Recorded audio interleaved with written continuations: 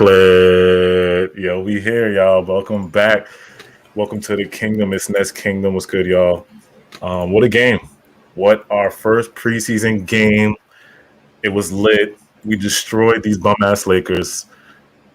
Down goes the Lakers. I know it's preseason. This is going to be overreaction. I know everybody's going to, stop overreact. But we still looked good, y'all. So shout out Nest Nation. Shout out the gang. Shout out everybody in the chat right now. I'm only going to be here for a little bit, so I'm going to give my take of the game real fast. Paul Millsap. Oh, my God, Paul Millsap. 4 for 10, 2 for 4 from 3, 10 points, 3 assists, 10 rebounds. He was just everything that we needed.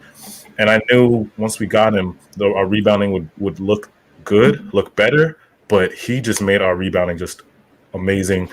The threes, two for 4 from 3. LaMarcus looked healthy. LaMarcus looked good for those. How many minutes he played? Like 6 minutes, 15 minutes, something like that. 6 points, 4 rebounds. He looked good. So basically, my standouts: Paul Millsap, LaMarcus, Day'Ron at the end. Wow, Day'Ron at the end. And Cam Thomas, of course. We know Cam Thomas is a bucket. 20 leads the Nets 21 points. 2 assists, 4 rebounds. Chubb, Saint, get in here. Let's talk about it. What's going on here? There we go. Let's talk about it. I know it is preseason, but yes, sir. I don't care. I like what I see. Yeah. It's overreaction now. It's overreaction now. Yeah. But yeah, how y'all feel about my standouts? Paul Millsap, Cam, of course. I don't want to say his name, but Devontae K. Just call him. I'm calling him K-Cock. I don't care what y'all say. I'm not afraid. You can say Paul. You can say what the hell you want. But if you want to say his name, just tell me. I'll be like K-Cock. Yeah, you can. Yeah, you can say Devontae. Kind of like I was shocked. I was not expecting Devontae to look like that when he came in. He came in like with everything on, like diving loose balls. Like game busters, bro. Yeah. I was telling Saint and Chubbs, if the two-way battle is right now, Devontae's right here. DDJ is like. So you're saying that Cock is ahead of DDJ? Yeah, like DDJ didn't play well to me, but he had his moments. Okay, good moments, but he just didn't. It didn't give me that standout feeling, like Devontae did, like Cam did, Day'Ron.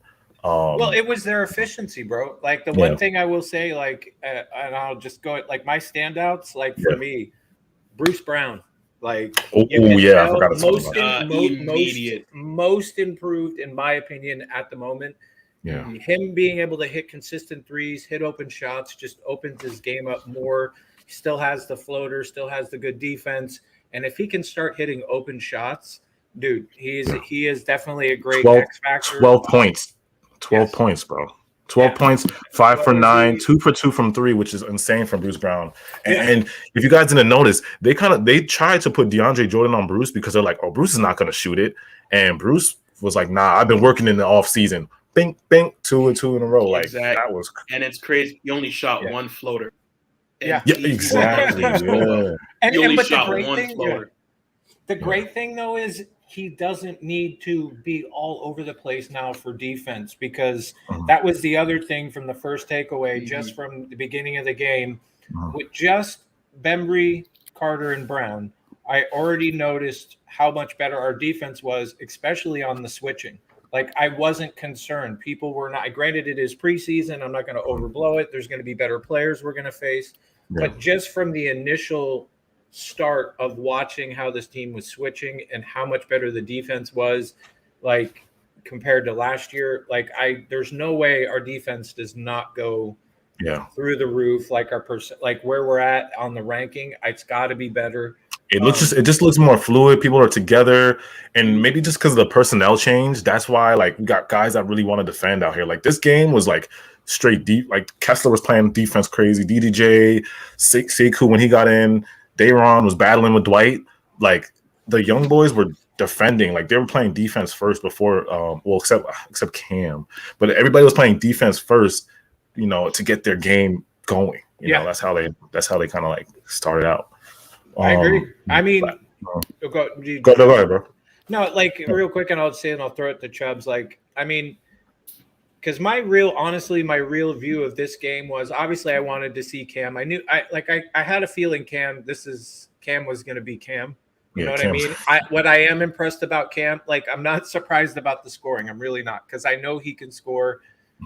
It's good to see him score and still kind of get those last minute, because you saw that one where he lost the ball and he was like, mid-range, and he was able to put it up and score. Shot clock. So he looked better as far as shot selection, and he looked a lot better. There wasn't, should I put that mid-range, the one of the video I sent you, share the screen. Right.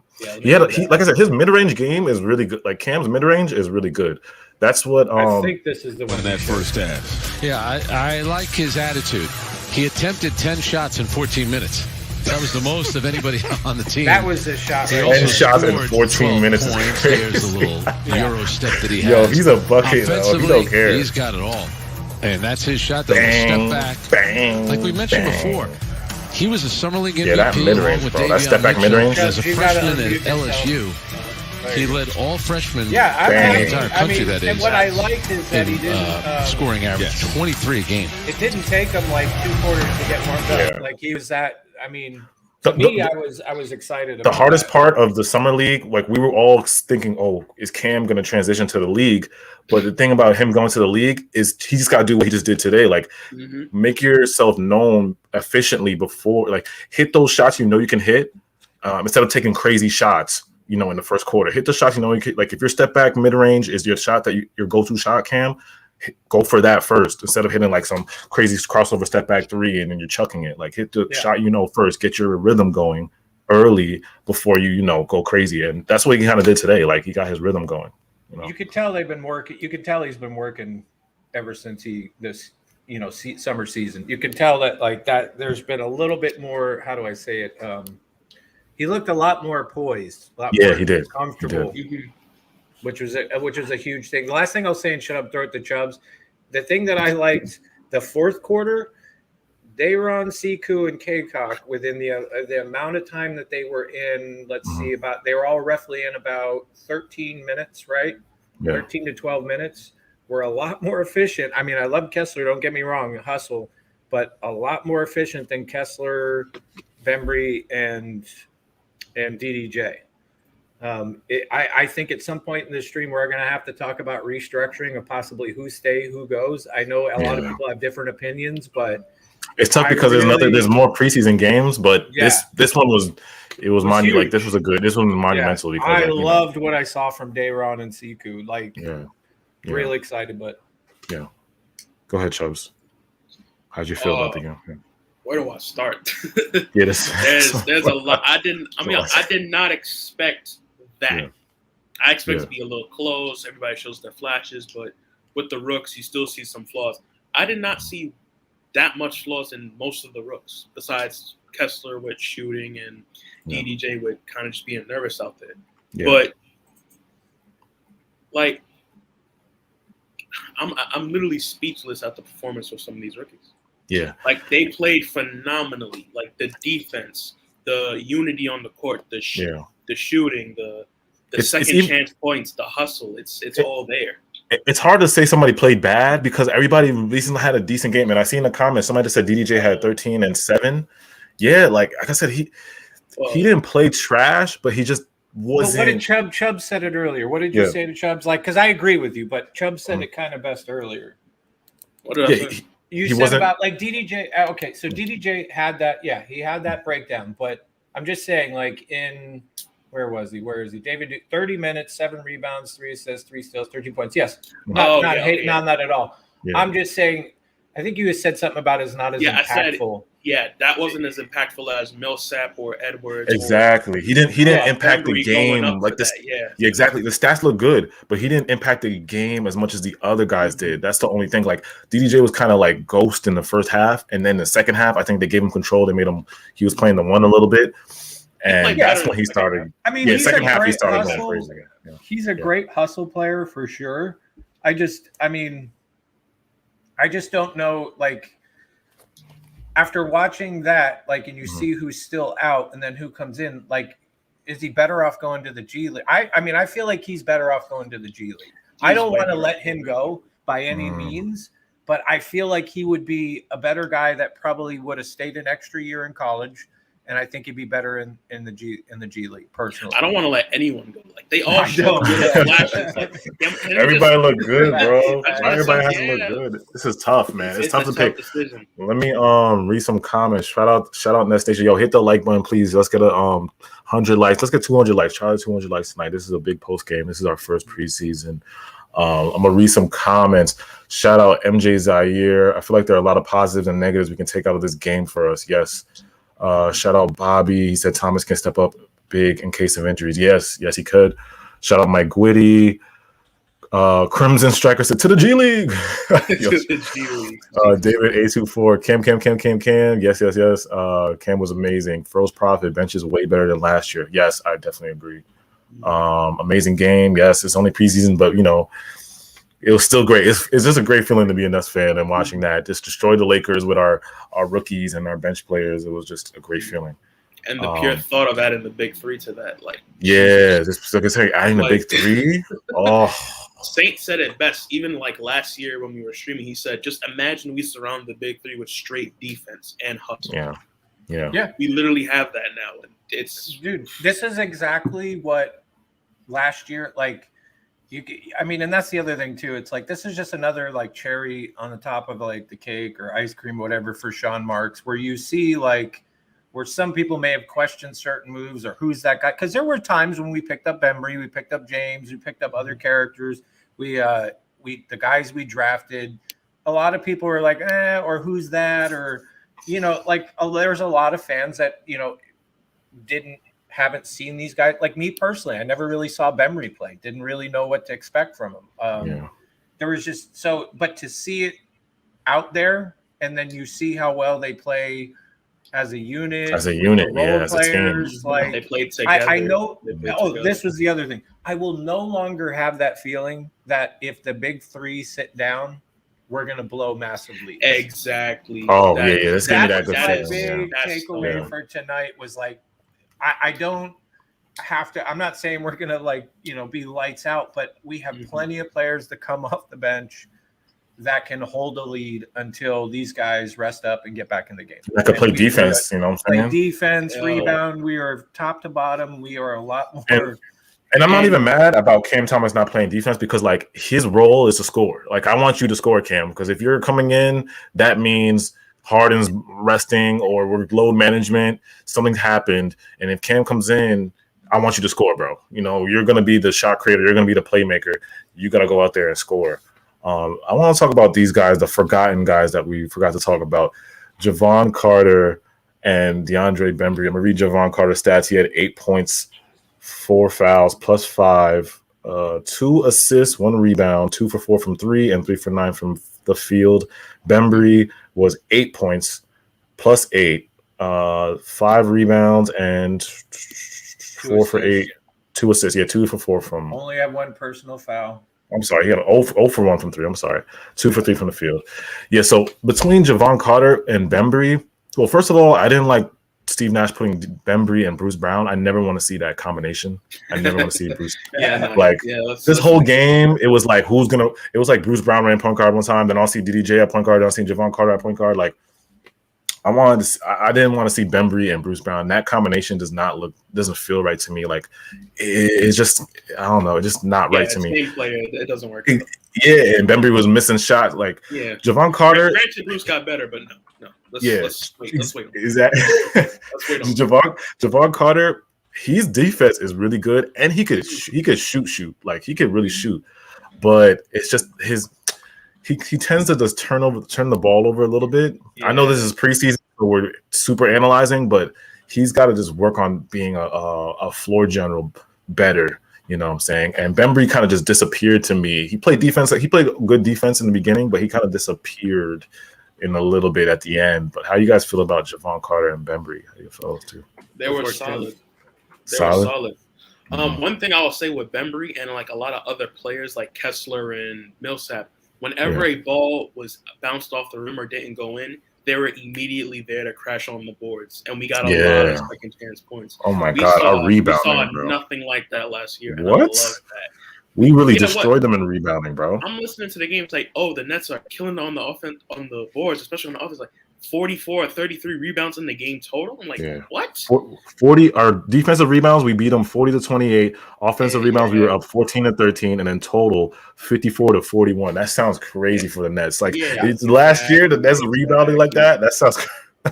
Yeah, bro, that sounds like crazy. And Paul Millsap has 10 rebounds in total, a whole double, 10 points, 10 rebounds. Like. Bro, and he only played 18 minutes. I played 18 minutes. Come on. Yeah, well, Go ahead. My take on, okay, so Bembry, after not watching him, he's definitely a defensive guy, right? Yeah. Like loved his you could definitely see like when Nash and all them tweeted about him just being a pest. You can see it. Like the guy hustles. Can't knock him on that. I don't really have any he's kind of like Bruce Brown without a shot. Yeah. Right? Like so he just didn't really impact he didn't impact the game though. He didn't really impact the game to me. He didn't impact the game like that. But see that's the difference that I'm seeing with some of these players is they may not be massively impacting the game like Carter or Bembry, but they're doing a lot of other little things that might not, like they're hustling, they're tipping the ball, they're getting, you know what I mean? Like they're on the ball defense. Like, so I was trying to look at like, cause I wasn't expecting either of them to be real like scores. I was kind of hoping Carter get more of some of those open shots, but whatever. But I was mainly like just seeing like for me, how they played defensively, how they handled the switch. Are they the kind of guys that can come in when you need them to get the ball to stop or to at least hold the lead? And they can do that. Now it's yet to be seen who's going to stay, who's going to go. It's tough. It's a tough thing. It's a tough thing. But like, I'm not like some people were earlier in the, the Discord. Oh, they're ass or this or ass. Some people are like that. It was like mixed. Some people like Bembry. Some people like Carter. Other people didn't. Again, they're just to me. They're there. They're there as a mainstay, like as a role player. We should judge a little bit more and more until the last preseason game. Then we'll get the good gist of all. Exactly. We don't get the full picture. We could definitely analyze now who's the best, who's up, who's number one, who's number two. Like we can definitely do that now. But for the cuts, like we gotta wait. I feel like we gotta wait till wait till the second game or third game. For first impressions, I'm not overtly disappointed by any means. Like they did their job. Nobody did anything horrible. Nobody was really trash. No, nobody was super let's even look at How'd you guys feel about Claxton though? Claxton's numbers does not look good. He wasn't bad either. His defense was good too though. Let's pair these two, Millsap and Claxton. But go ahead with Claxton. He's 3 points. Not gonna like this part of the stream, but 3 points, -4, 6 fouls, 3 turnovers, 2 blocks, 3 rebounds, 1 for 2 from the foul line, 1 for 4 from the field.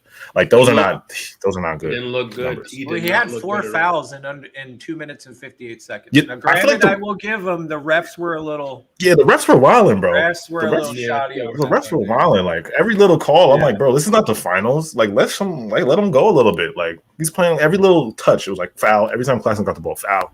Like come on, bro. Right. But he looked good defensively to me. Like I said, he's always gonna look good defensively because that's how Claxton is.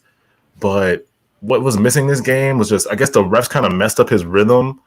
And then I would like to see a little bit more rebounding and a little bit be more aggressive on the offensive end, bro. Like I said, Claxton, you're supposed to be competing with LaMarcus and Day'Ron, right?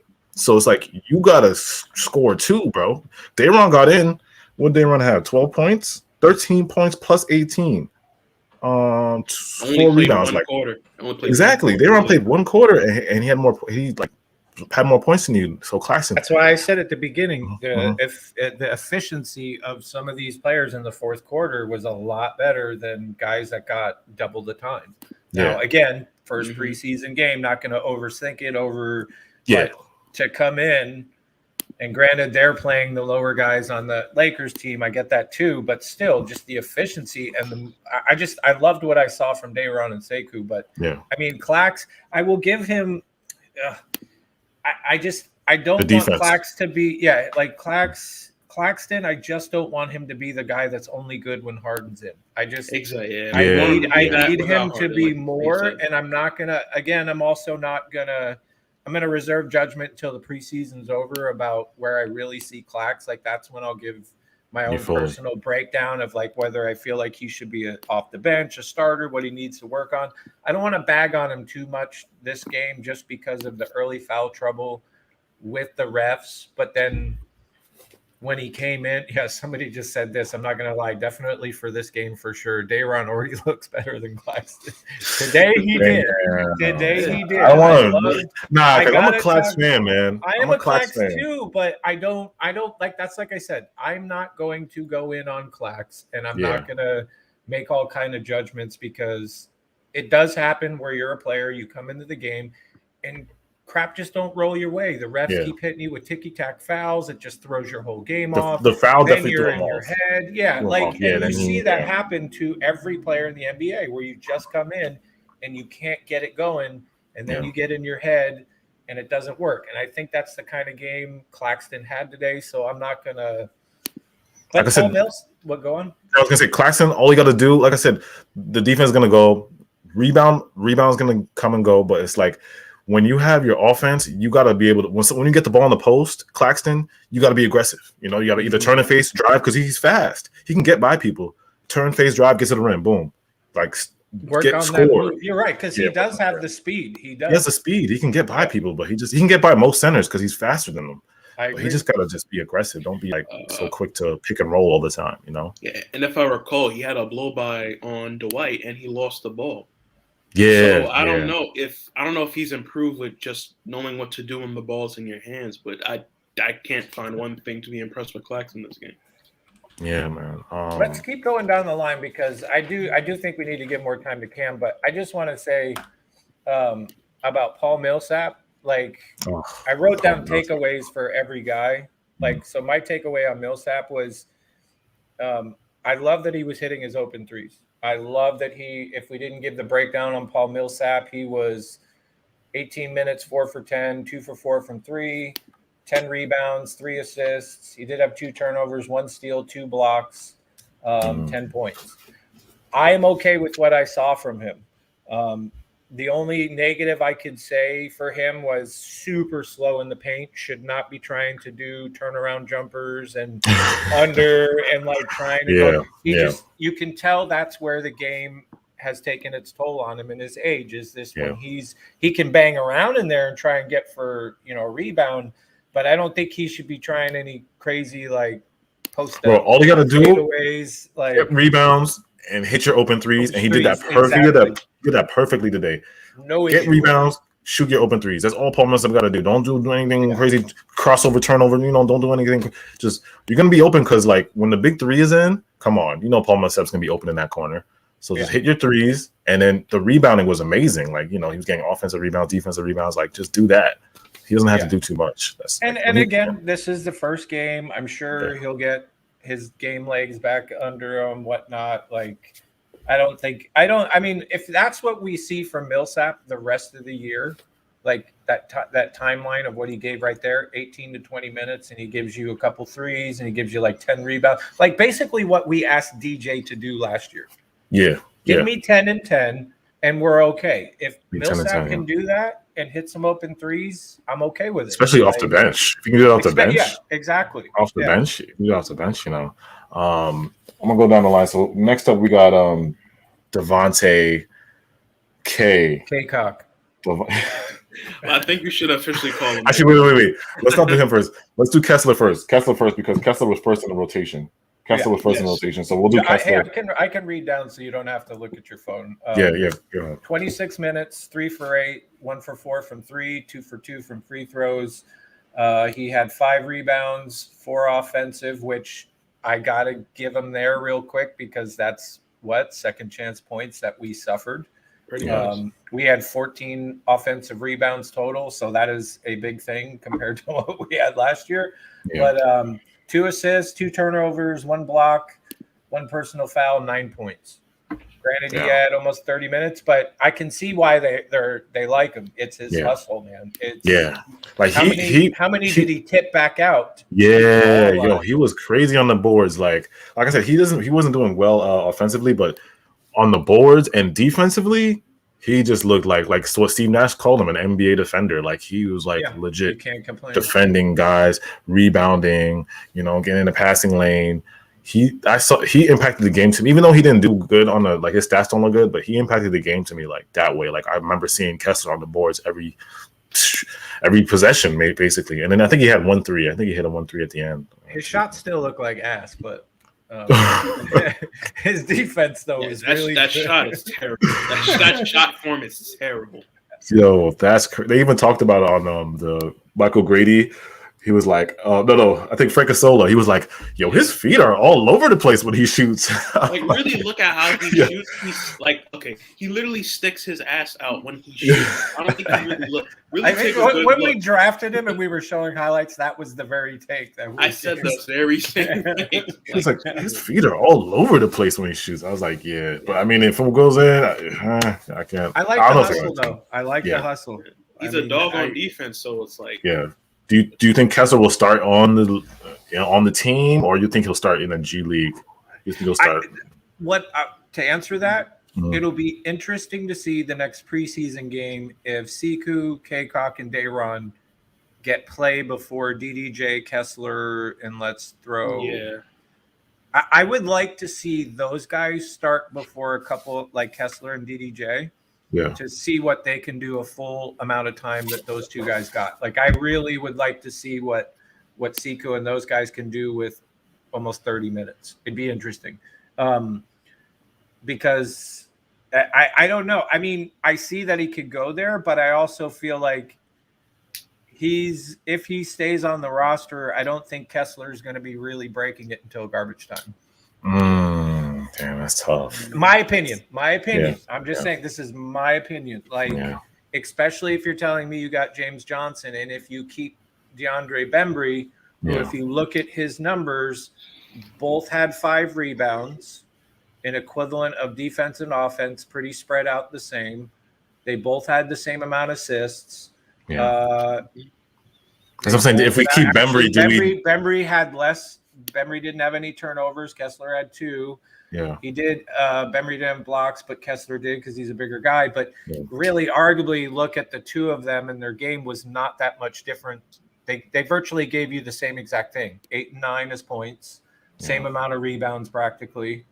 So I don't know. Like if we kept Bembry, are you giving more minutes? I mean, that's the question for you. Are you giving Kessler more minutes than Bembry, or vice versa? Or it's tough to keep. Like I said, having them both is kind of like the similar. It's like having him and Bruce Brown, like Bembry and Bruce Brown. It's like having two of the same kind of thing. Like Bembry and Kessler are kind of like the same kind of, but Kessler can shoot. You know what I'm saying? So it's like, there's so many. Like I said, there's so much to dive into this game. It's like so crazy. Saying bring up DM Netcast. Oh, Swaggy's back in here talking smack. So Swaggy. DM Netcast. We're gonna bring up Netcast in here. I'm gonna read some comments though. All right. Shout out El Bargo. He said we effed him up on the boards. Is it Swaggy's A? Is it the other Swaggy? No, it's the other Swaggy. Yeah, Swaggy's A. Two Swaggy. Yeah, Swaggy's A. Yeah, Swaggy's A. Yeah, he's the show. Shout out Age. He said, "Get my guy. We spanked these dudes bad. Great starts to the season." Yeah, shout out Age. Exactly, Age. Get hype. Yeah, we hype. Shout out Real Royal. Bruce can shoot. No, I was talking about on Bembry. Bembry can't shoot.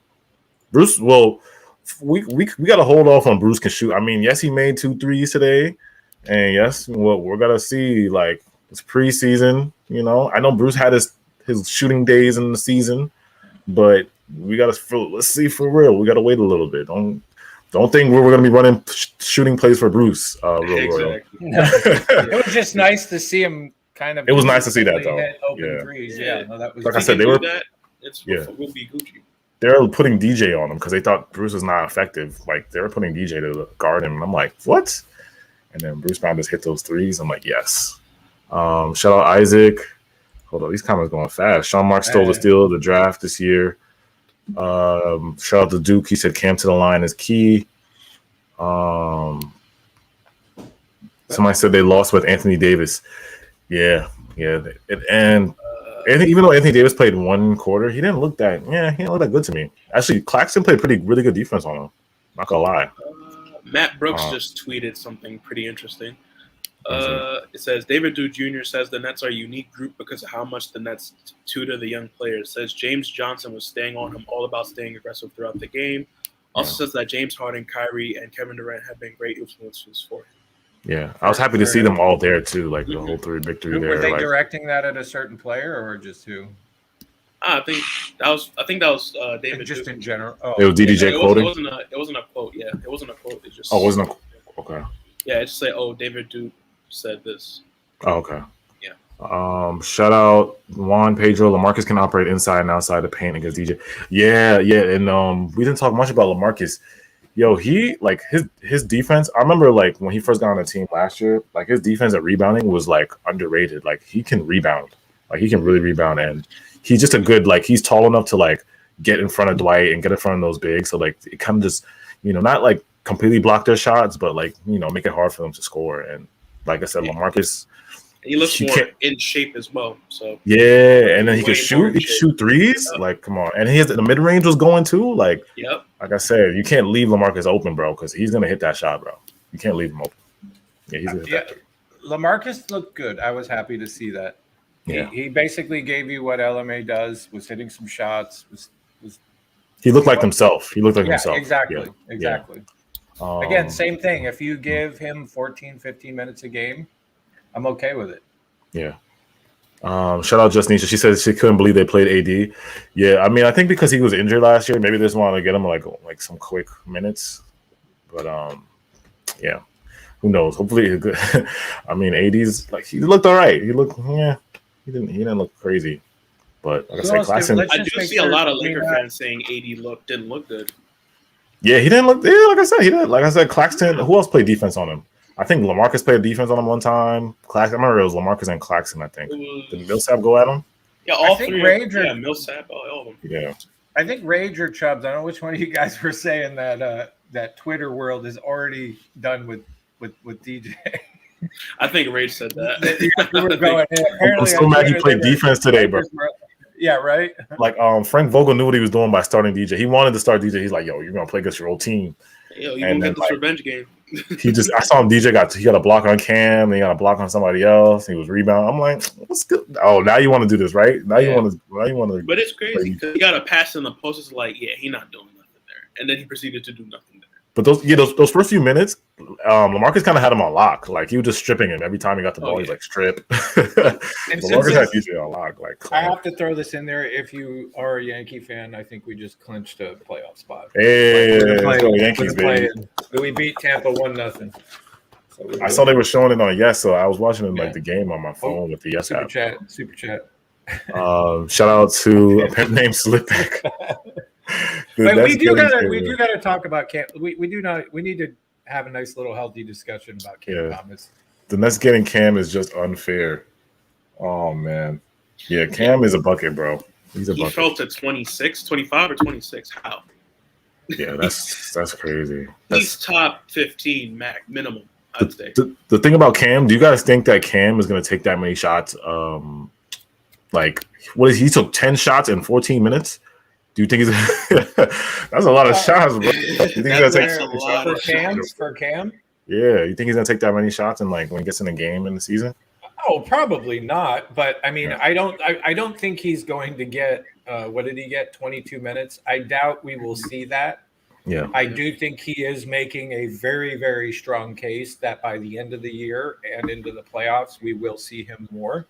Yeah, I do believe that. I believe he's on that path. Now, I don't know that I mean, who knows? Who knows what the coaching staff is seeing? But do we honestly think that's a good question for the chat. Do you really think he's going to get 22 minutes starting out the season?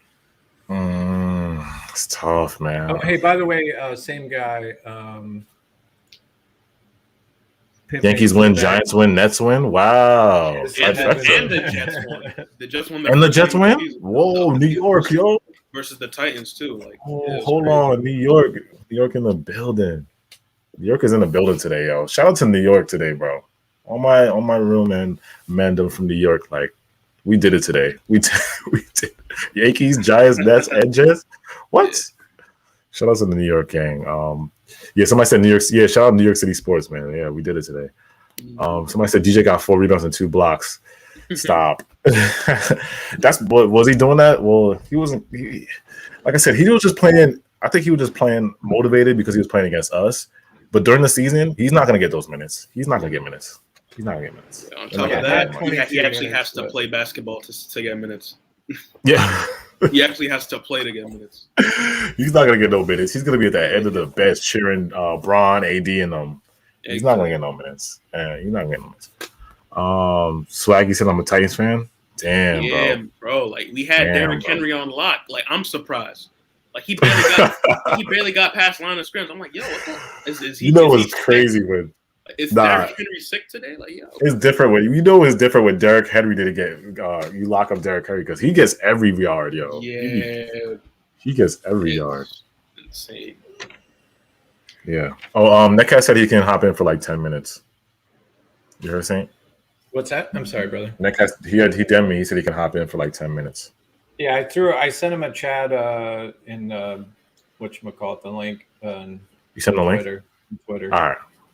Yeah. So just make sure he's there when you I got a couple people lined up. Like after AJ leaves, we're going to be pulling up a lot of people to come in for like a minute or two just to we're going to get Nest Nation. If you want to if you're on our Discord and you want to get into the stream tonight, make sure you DM Saint, right? DM on Discord.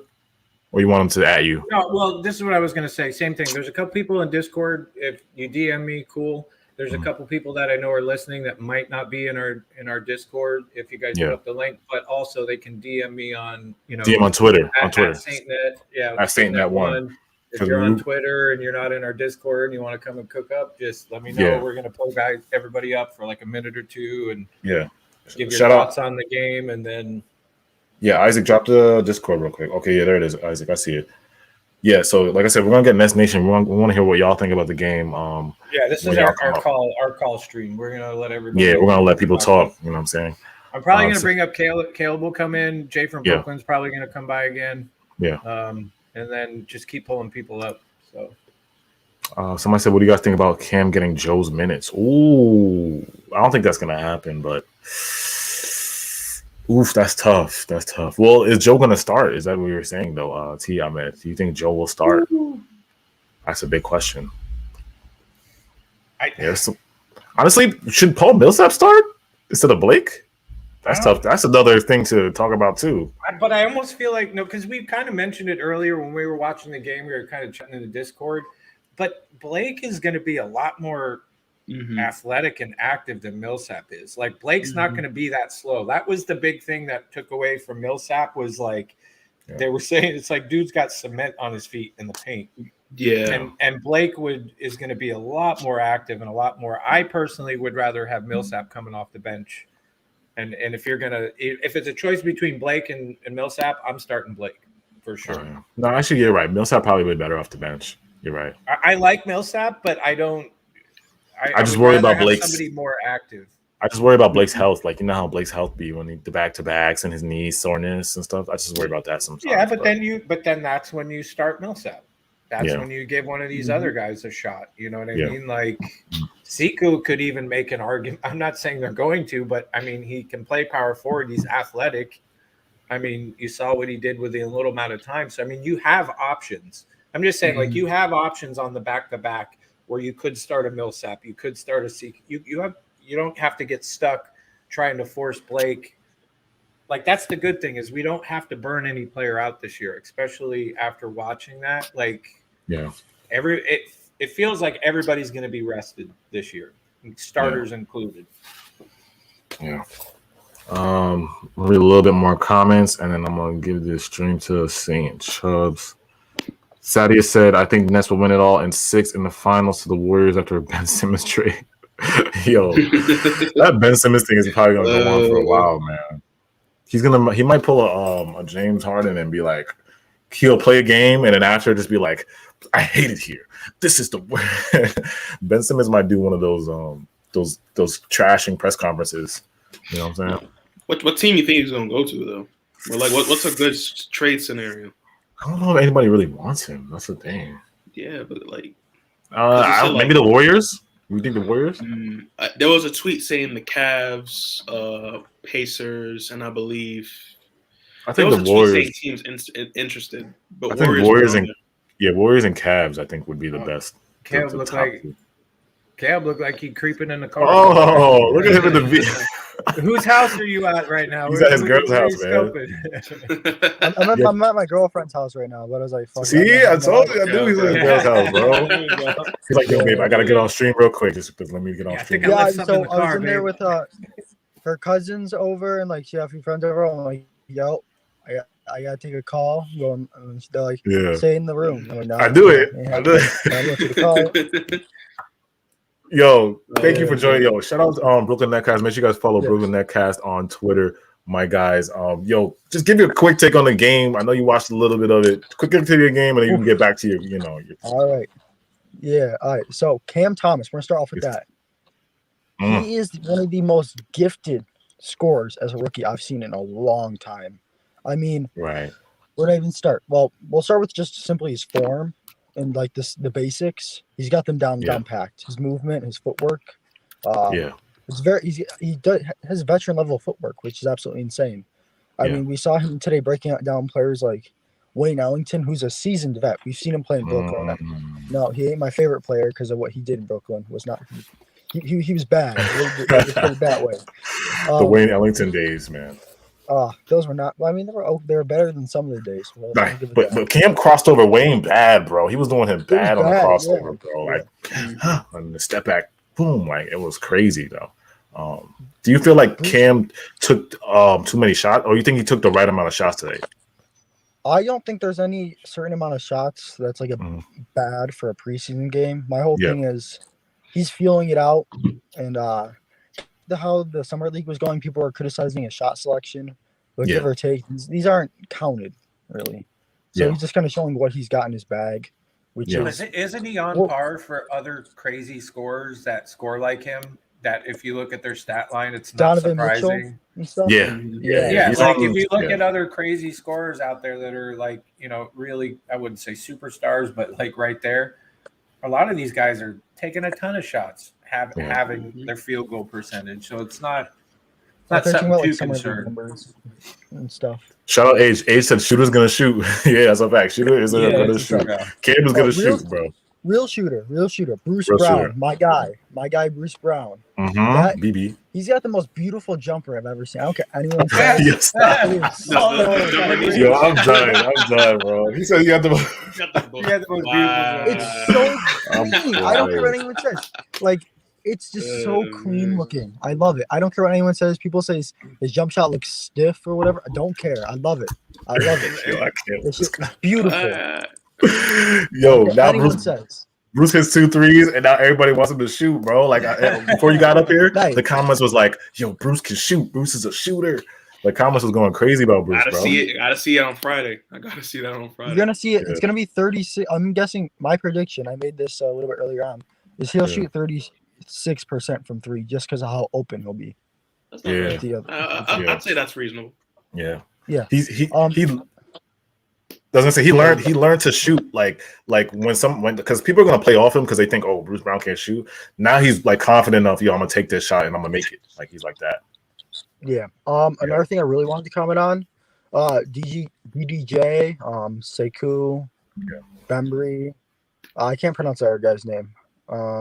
K-Cock. Oh my god. All four of them played great today. They played very good basketball. It's gonna make it very difficult to pick and choose. It is 2-way tracks, the roster spot. Yeah. I saw everybody outing Javon saying he's done, but like I don't really get that vibe really. Nah, he's not yet. Not yet. It still need more. We still need more from him. We need like see more games. We're 1 in. I was like, you got to give it a little bit of patience. He made a couple. he made a couple threes though, bro. Like I think he made two couple shots that I was like, whoa, Javon, okay. I guess my question was Javon. Go for it. Sorry, go for it. So Javon is the safe. He's your safe guy. He doesn't make a lot of mistakes. He's a very sound player. Doesn't bring a ton of upside. He's not gonna like win you games. I'm not saying that Sekou and Bembry are gonna win you a lot of games, but they make some game-changing plays every once in a while, like on defense, and hit some important shots every once in a while. So my thing is, Javon is the safe one. He's not going to develop much. He's kind of there. This is just about as good as he's going to get. Yeah. And Sekou has so much room to grow, and Bembry has something to grow as well still. So it's touchy. So I really don't know how the Nets go about this. Do they feel like, okay, we're going to go safe, someone that we know can not turn over the ball a lot, partially run the offense if it's really needed, with like injuries. So what they will go with is really a question, and it should be very interesting. Yeah. Let me ask you this: Did you guys notice? All right, Netcast. All right, Kel. Have a good one, Netcast. Thank you. Appreciate it. Right, bro. Let me ask you this question. Did you notice how many different people they were letting the ball bring the ball up, which makes me wonder possibly about Carter? Yeah, I was saying about like when I saw tonight, I was like, why Bruce Brown? And then on Javon Carter, and then like I saw LaMarcus. DDJ. Lamar. Everybody was bringing the ball. I'm like, yo, who's the point guard here? Like DDJ brought up the ball. I'm like, who's the point guard?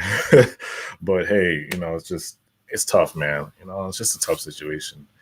All these guys are, like I said, this game, everybody played decently, so it's like nobody was really trash. We blew out these bum Lakers, so it's like we still need a game where I feel like we need a preseason game where like they get tested. If we get a preseason game where the young guys get tested, then we'll see like maybe like who's our next dude? The pull up. Yeah, if I got any, nope. No. I mean, who's our next team that we're playing? On Friday. Oh, the Bucks on Friday? Oh, okay. Yeah. We know Giannis and I'm not going to play. How many preseason games we have? 3? We got 3, right? Or 2? I have to look at that. I kind of. I think this one. I think this one. Then that's it. Let me double check. Oh yeah. Hey, what's his name? Let me see. I'm gonna send this dude the link. Have him come up. He was supposed to come up last time. Jay? Come on, Jay. No. Jay's gonna hit me up later when he's on the train, so he's gonna hit me up. But again, if you want to come up, talk. Yeah, I gotta go. DM in Discord, or send a DM in Twitter, and we're just gonna keep taking people's. I'm gonna still be in the chat, y'all. I'm gonna still be in the chat. I'll just be talking in the chat, but I'm gonna head out too, y'all. Whoever's in Discord, DM me or Scene if you want to come up. We'll swing you a link to come in and get on call. I'll talk to y'all. We're not as good smooth talkers as AJ. Yo, stop that! Y'all can do it. But this is all straight. If you're in chat, y'all can do it, man. Yo, I love y'all on that station. I'll see y'all again. We'll see each other again. Yeah. All right, AJ. All right, AJ. Man. Oh, all right. Let's see here. I mean, I don't want to get too hyped, but that preseason game for me was it's been what I've really been wanting to see all summer. So it was just nice to kind of get that out of the way to see, finally get some eyes on Bembry. Because I didn't really have much knowledge of Bembry. I'll be honest with you. I know he's been in the league, but I just never really saw him. So it was good to see that. I was real excited to see that Cam stepped it up even more. It just kind of gives me more. I didn't want to jump on the Cam hype train, but I think I officially after today kind of got on that hype train. I already did at Summer League, but I'll go ahead. Yeah, that was Summer League, so I was holding back, bro. You know what I'm saying? But I just had to hop back, and but it was really good to see that. And he looked a lot more poised and comfortable. I don't care about the double shots. He made half of what he put up, but. It seemed like he's hitting them at clutch moments during the game, which was a nice thing. So, and I think not. This is Cam's most efficient game. Yeah, this is his most efficient game. All right, let's see. I'm gonna send out a couple more. Hey, do you want to come on up? I'm gonna send you the link. Yeah, see if I can get some of the rant squad to come up. Yeah. Yeah, this is pretty much just going to be the rest of the stream is going to be. And if you got like a topic, same thing. We're going to take callers. If you got questions, just in the chat, just type @Saint. We'll do our best to answer them. We're going to have some other people. Jay from Brooklyn is going to come back on here in a little bit. Age is going to pull up. Just whatever, man. Shout out what you want, whatever you want to talk about. We're kind of just streaming to streaming at this point. Yeah. So anyone in the comments can just put in any topics you want to. So you just want to make the Say Anything hour? People just put in the chat, just any questions or. Yeah, like all the people that were talking crap before, like Swaggy. You want to come up? Like, come up, talk your shit, whatever you want to do, whoever. It's all good. Do we all still want Nash fired? that has to be determined. But yeah, that has to be determined. I don't know. That's yet to be determined. I mean, I don't know. It's hard to tell with this kind of team with the big three. It's like, do you really like? I don't know. It's hard to sell. It's hard to tell like how much Nash is actually coaching. I did say people were saying that Nash was calling better timeouts today and subbing in better people. So I will give him that if he's improved that. Oh, yeah, Swaggy, the last 2 weeks. We were kind of talking about that. I need to see K-Cock a little bit more. I've been on the train of giving DDJ that last 2-way, but it kind of waned today a little bit. Like, I don't mind DDJ. I think there's something there. I just think he should have stayed another year in college or he should be in the G League. I don't know that honestly with this thing, like him getting that 2-way, I need to see more of K-Cock. I need to see more of that with more Siku, and then I'll make my decision. So hopefully they kind of flip-flop and maybe put DJ. Yeah, I'm going to wait till I'm not afraid to say the name anymore. Everybody can say what they want, but I'm going to say the man's name. It's just he earned that name. It's a crazy name. Yeah, well, you got to get over it. You can't be a child. Yeah. That's his name. That's the announcers are having fun with it. But as far as the 2-way, I'm going to wait till the Bucks game to fully determine. I feel like the Bucks is a more high-end defensive team than what the Lakers have. Yeah, like the reason why I was saying, look, 12 minutes, Devontae came in, 2 rebounds, 1 steal, 9 points. DDJ, 30 minutes, 13 points. Yeah, he had a bunch of rebounds, but I don't know. That's a tough one to sell, man. That's at the moment. One other question I see here. Do you think the Lakers' big three will work? What do you think? I don't see why it wouldn't. I'm not one of those people. Oh, here comes Age. I'm not one of those people that thinks what up, Age? I don't think Westbrook is not I know there's a lot of people that think Westbrook's just going to be less Westbrook and he's not going to change. And I don't on a team with Daniel. Who said that? Daniel, he came into it. There you go. All right. So, I mean, I think they're going to be okay. Honestly, do. I don't think LeBron's going to let Westbrook come in here and be the Westbrook that he has been. So I think it will work. I'm not really I'm not too concerned. A lot of people in the chat earlier, Lakers are trash. They're this or that. Like, I'm not sleeping on the Lakers easy. Like you right. saw, like they're going to have a lot of good shooters open for 3, and that is for sure. Their interior defense, I'm okay with. Their perimeter defense, I think, took a hit, but they're going to have a lot of shooters that can hit that open 3, and they're going to make it. Monk, like, I'm so mad Monk went to the Lakers. And Ellington, too. Yeah, they look good. They will have a lot of open 3s. But Age, why don't you what's your thoughts on the game, man? What did you like to see? I know you're probably concerned. Woo!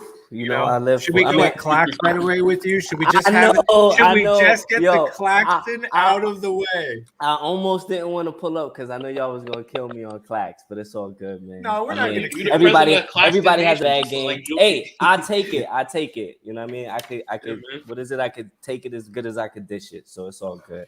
I'll take a little flack for Clax's shortcomings today. But what he had 10 minutes.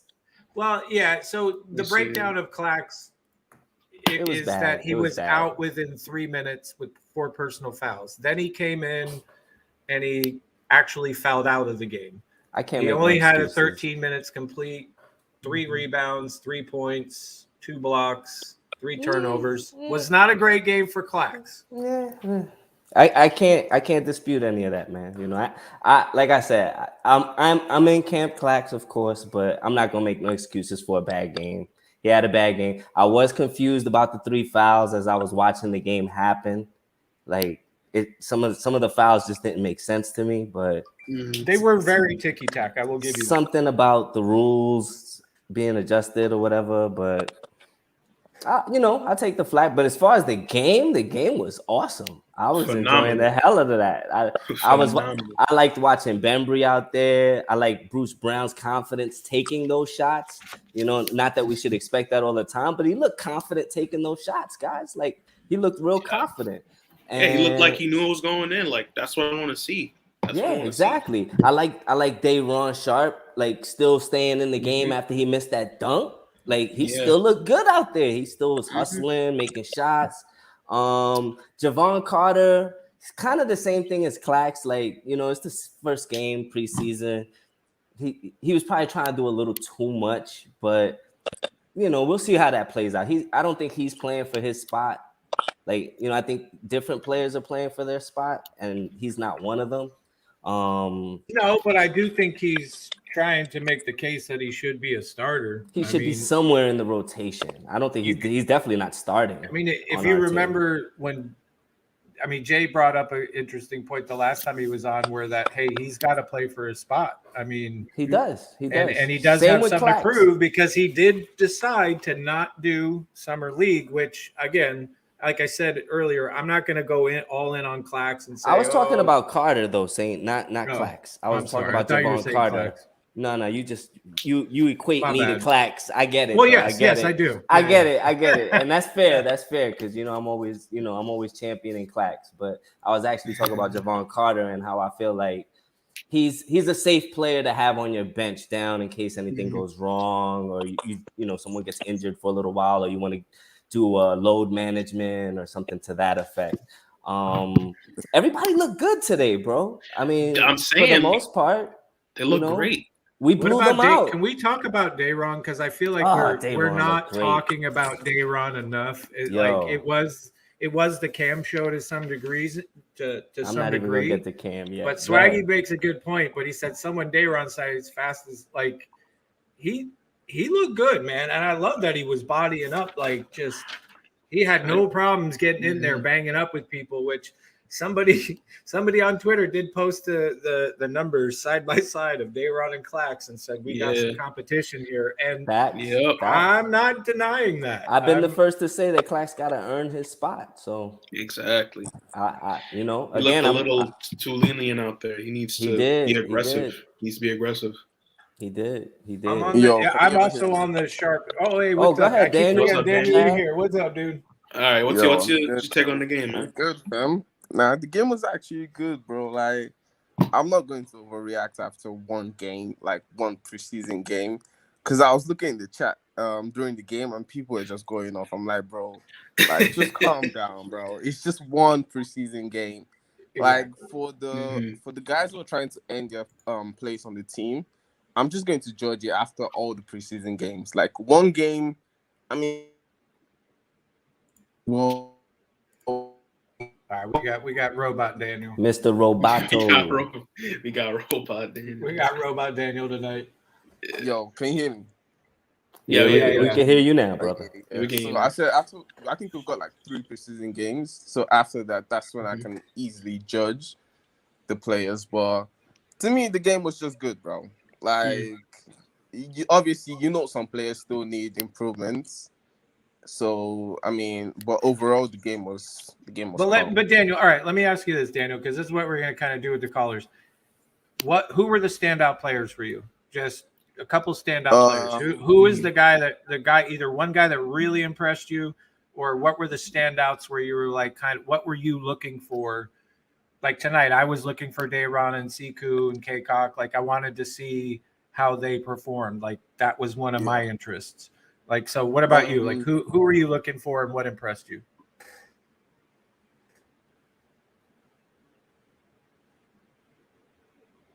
Daniel. Yo, can you hear me? It's that overseas internet, man. Bro, Hey, get out the McDonald's, man. Come on. Bro. All right, so coming to the game, I was actually obviously looking forward to the young players, but I wanted to see how the defense was going to be and the rebounding, like the type of scheme we're going to play defensively. I think that was what I was looking forward to most. But the game, we're talking about the game, the guys that stood out to me, I think Paul Millsap stood out like to me clearly. Obviously, Cam Thomas obviously did his thing, but Millsap, I mean, the rebounding from that guy was just ridiculous, bro. Right. It was ridiculous. You can't even lie. A double. Like, he went bro, crazy. his rebounding was just ridiculous, bro. Obviously Cam, like, I mean, I didn't expect Killer Cam. Yeah. Telling you, 7 of 14 from the field. That's 50% from the field. 1 of 3 from 3-point. 6 out of 7 free throws. Yeah, he had a game. He's not shy from shooting the ball, man. I think I need to see more from DDJ. He needs to do more, bro. I mean, Kessler actually plays good defense. I'll give him that. But bro, this guy shoots like me, fam. Like, bro, at least you're being honest, right? He has a weird form. Yeah, I'm just being honest, bro. But he actually plays good defense. I'm going to give him that. I'm actually going to need to see video posted in the Discord of you shooting a shot, bro. This needs to happen. We need to turn that into a meme of Daniel shooting. This would be perfect, bro. Because if you shoot like Kessler, I gotta see. Do they actually have basketball hoops in London or England? Where you at? No, I'm joking. Yeah, they play ball. Come on. I'm just playing. I'm playing. He said he can't shoot. I don't know. Yeah, I like Millsap today too, though. It's all good, bro. He did the opposite of what we talk about, Saint, that Clax does. He grabbed the rebound and knew exactly what to do, which is push the ball up. And that's, bro, that. Yeah. Hey, I admit it. I admit when things are, when criticisms are fair, I admit it. So and listen, he took that. I mean, Swaggy said it, posted something earlier about Howard giving him that shot, and then all of a sudden, like he's still. I like his grit, man. He has no problem playing around that rim. Like obviously, you could say he could work on his feet maybe a little bit more if I was going to give any criticism, but I can't think of. I mean, that's pretty good for coming right out. That's like, even though it is preseason, you have to admit that's like his first NBA game. You know what I mean? He is playing against other NBA players. Right. He's banging in there. He's not afraid to get in there and get dirty and grab a board. But you said it. He knows what to do with it. And that's what I want from a center, whether it's a starter or a backup. Like, you've got to know what to do with the ball around the hoop. Like, especially because I mean, with Claxton, yeah. Obviously, I was disappointed in the 4 fouls, but I still think we need to give him time. Like, it's just one game. Let's just see how it plays. I think we played the Bucks on Wednesday or so in the preseason game. Let's just see what he does then. But, like, he's still a young guy. I think that's what people need to understand. Like, he's still young, and this team obviously is trying to win a championship now. He still has time to develop. So, today, obviously, I was not impressed today. There you go. The one thing that I do want to talk about is the offensive rebounding. We look strong today. Yeah, it was nice to actually see. It was nice to actually see us getting offensive rebounds. Agreed. We crashed on the boards. We fought on the boards and got second chances. Yep. Are you back, Daniel? Or are you still doing that? The Roboto thing. Listen, man. Like, I don't know about this Wi-Fi, bro, but I've been saying since we got Millsap that dude needs to start, bro. He needs to. I'm sorry, like I think Millsap and Blake, you can split their minutes because what I saw from Millsap today, like rebounding was what killed us last year. We're being honest. Obviously injuries, we know that, but rebounding was like a problem for us all year. And if you have a guy like Millsap, move KD to the 3, and I think that's so. I'm convinced Daniel's a transformer.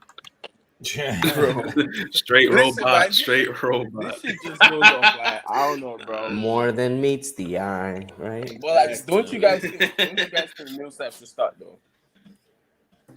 I would rather have Millsap off the bench. I'd say it's matchup based. I'm with Saint. Yeah. I'm with Saint. I think because the one thing, Daniel, you have to admit, the dude looked like a giant stone guy that could not move in the paint. Like when he tried to do turnarounds or get the ball back up, he was just too slow in the paint. But outside of like moving around the paint, open for his threes, passing the ball around, I do believe he had a real nice pass to somebody cutting down the middle. Totally comfortable with that. I just felt like he was a little too slow for me in the paint, where I do believe Blake will be a lot quicker. I was kind of talking about that earlier. I got a quick question for y'all, because something worried me while I was watching the game is that aside from Patty Mills and James Johnson, basically Nash's starting five last year didn't play. So is Harris starting? What do you guys think? What does chat think? I mean, they didn't play. Harris not hurt. Why didn't he play? Well, because they don't need him to. In response to what Stain said, obviously, like Millsap, when he's starting, he doesn't have to do most of what he was doing today. All he needs to do is just catch and shoot, replay defense. Like, he's trying to create his own shots because Harden is going to set him up for, obviously, wide open threes, catch and shoot threes. That's all he needs. So now we have to pretend what we think he was gonna say. To me, Yeah. we didn't hear anything you just said, bro. Yo, I said basically you're killing us, Daniel. Yo, I'm sorry. I'm leaving soon as well, bro. Like, it's late. We love you, man. You know what you could do if you really want to get your words out? Just send me a DM with everything, dude, and I'll tell everybody. Yo, I'll give my best English voice, and I'll put it out there, bro. All right, bro. No, you can hang out. I'm just saying if you want, like, because I know you got. I know you're high on Millsap. I'm going to leave something, bro. It's already past midnight. I've got work as well this morning. Wow. Shout out UK. Shout out UK. Shout out all the international fans. People watching. Yeah, all right, bro. Well, damn, man. Catch you in the Discord, bro. All right, bro. Yeah, we catch you. But what y'all think, though? Is Harris going to start? I don't see how he. I'm kind of nervous about it. I mean, I the way agree with you, but I'm just nervous about it. Would you want LaMarcus and because me personally, I want Blake and LaMarcus to start personally. I think we had to see LaMarcus though. I think it was necessary for him to get his feet wet. I mean, when else is he gonna do it? Yeah, he looked great, by the way. But we kind of had to play LaMarcus, right? Like this is the perfect time to get his feet wet. I'm just concerned about the fact that except for James Johnson and Patty Mills, and so your question then basically is because we saw the players we saw, all the players that didn't play are going to be starting. No, not all of them. Like Blake. No, I know, but you're just saying like because we didn't see Harris, we didn't see DJ, that maybe we're going to get the Nash big three and Harris and Blake again. Is that what you're hinting at? I'm worried about it. I am too. I don't want Harris to start. I just don't. I don't think it makes I don't either. A better team. I think he will make us a better team coming off the bench. But I think we didn't see James Johnson because he's a known entity. Like we know what he brings to he's the enforcer, he's that bully guy. When somebody's acting out of line, we bring him in to check whoever's out of control. And Patty Mills don't need to be checked. We saw what he did all summer over the Olympics. So, and he has a rich history. But in terms of the other guys that we didn't see, obviously the big three don't have to play. We knew that. I was actually surprised AD played. That really surprised me a lot to see the Lakers run AD. Well, I think they asked their coach that, and the coach said something like, well, he didn't finish the season last year. So that's why he was getting – that was his response. As weird as it may be, they said that? Did Frank said that? Yes. He actually said that. He said, well, he didn't finish last year and kind of alluding like he had something to – I mean, it was a really weird take, but it was that's what he said. I mean, if LaMarcus Aldridge coming off a much worse health situation, played longer than you. It's kind of sad. I was surprised to see him. That was the main thing. I mean, I guess we're going to find out because I can't imagine that the big three is going to sit out the whole preseason. Yeah. And I mean, under that same pretense, I would have wanted to see like James for like a couple of minutes to see how his leg or his hammy looks, or I mean, I can under Kyrie to see, you know, because he was injured all of a sudden, to see how he looks, maybe for 5 minutes or something. But I mean, I think they're going to look good, at least from the videos that we've seen so far from training camp. Kyrie's always going to look good on the basketball They all look good. I don't think there's any question about Kyrie's ankle. I don't think his hammy, like Harden's hamstring, there's anything wrong there. KD looks like KD. KD's been playing all summer, got a little rest, but he was in the. I mean, he's ready to go. It's just going to be. I wonder how many games they're going to run with what we saw today, like maybe 2 games. So because they're still trying to. I mean, they got some decisions to make. Somebody is getting cut or traded or sent down to the G League, but they have some decisions to make. So I wonder how many games that's actually going to take for them to decide that before we see the big three in preseason before the big the season. Yeah. I would have to think at least the last 2 games, at least, you know, I would like to see the big three in there with the rest of the team, but we'll put it this way. The next 2 games are the Bucks home and I believe Philly away. So I believe we should see the big three at in time. So we play the Bucks and Philly next? Yeah. Those are the next 2 games. And then we play the Bucks the first game of the season. Ooh. Yeah. That's going to be good. That's going to be a rivalry this year for real. Are y'all even going to watch the ring ceremony? I'm not watching. I'm watching it. I'm watching the whole thing. I don't care. Because you damn well know if you're the Nets and they're the players and you're looking at that's just giving you fuel, man. Yeah, we're watching that, man. That's going to be really good. That's going to be really good. Cam Thomas, future Hall of Famer, huh? Only time will tell, that's for sure. I'm just reading I'm trying to get somebody to come on age to that's another Claxton stan, or was that what they call it these days? Camp Clax, man. But I mean, like no one could really defend it. I mean, how many minutes did he play total? Because I know y'all always got the stats up. How many minutes did he actually play? He actually played 15? 13 minutes. 13 minutes? Yeah. I mean, yeah, that's not a lot of time. And again, you know what's funny? Because Saint always says he wants to see how good he plays without James Harden. And look, I've actually picked up your mantra though, where I'll take it however I could get it. If we get superstar Clax while James Harden is in the game with him, then that's what I'll take. Now, I will say in his defense, in defense of Claxton, you know, he looked great when Harden was in there, had problem when Harden wasn't in there. But then also at the same time, Nash wasn't playing him. And then today he had it. It just seems like what Claxton wants to show does not seem to line up for some reason. I liked his footwork on defense, though. He still has exactly why taller. we keep him around on defense. Did he look taller? He's not taller, but I mean, you know, like he probably looked taller because his defense is always good. He's got good footwork. Somebody just said stayed in front of all the guards. Somebody said put the comparison tweet up there. I gotta find it. I should have saved it, but which comparison tweet? Somebody posted a comparison tweet of Claxton's minutes numbers and Day'Ron Sharpe's minutes and numbers, and then basically said where's the competition. But I can tell you right now, just Claxton first had 3 13 fouls, minutes. They both had an equivalent of 13 minutes, right? 4 for 7 for Day'Ron, 1 for 4 for Clax. Free throws, Day'Ron Sharpe impressing me with the free throws. 5 for 7, drawing fouls. They let's see, rebounds. Day'Ron had 6, Claxton had 3. Block 2 steals from Day'Ron, 2 block shots for Claxton though. Okay. 6 personal fouls, 2 personal fouls for Day'Ron. 13 points for Day'Ron tonight. Granted, I will also say you could say that Claxton for a while was playing against better players.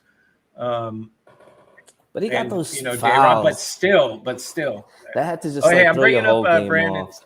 This guy I'm bringing up is somebody that I've talked with. He hosts some Twitter Spaces. Oh. I found it. Oh, Obs, good job here. Yeah. Let me share my screen because she good job on that tweet. Appreciate it. Let's see if I'm gonna try and zone into that. Let's see turn if the AC on. Hold on. See this. Yeah, you in that Arizona. Let me get rid of that. So that was the tweet right there. Day run Sharp, 13 minutes, 14 points, 3 offensive rebounds, 2 steals, 1 block. Nick Claxton, 13 minutes, 3 points, 3 boards, 2 blocks, -4.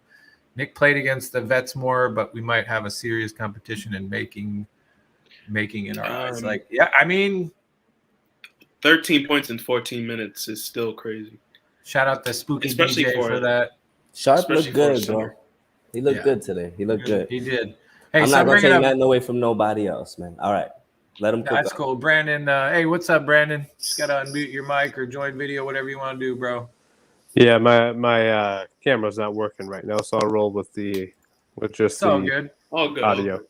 I was just letting everybody know I met you in the spaces, and you host some spaces time to time in Twitter on Nets Talk, and we have some good discussions. It's been pretty good. So, yeah, I mean, man, what's your thoughts on the game, bro? Like, what stood out to you? Was there a couple players that impressed you the most? Like, what was your setup? I don't take much from the wins and losses in preseason. I don't take Day'Ron Sharp's and Nick Claxton's numbers to heart either, because you have to look at who the competition they were playing against. Of course, Sharp was going against non-NBA players, and Claxton was guarding Anthony Davis the entire time he was in. Yeah.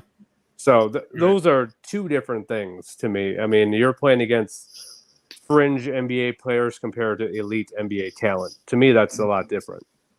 No lies detected. No lies detected there. No lies. You got some defense there. Age is waiting for this. Nah, I mean, yo, look, those 3 fouls would have thrown anybody off, bro. I mean, that was a span of 2 minutes. Yeah. Well, you also have to think about how physical the Nets are in practice.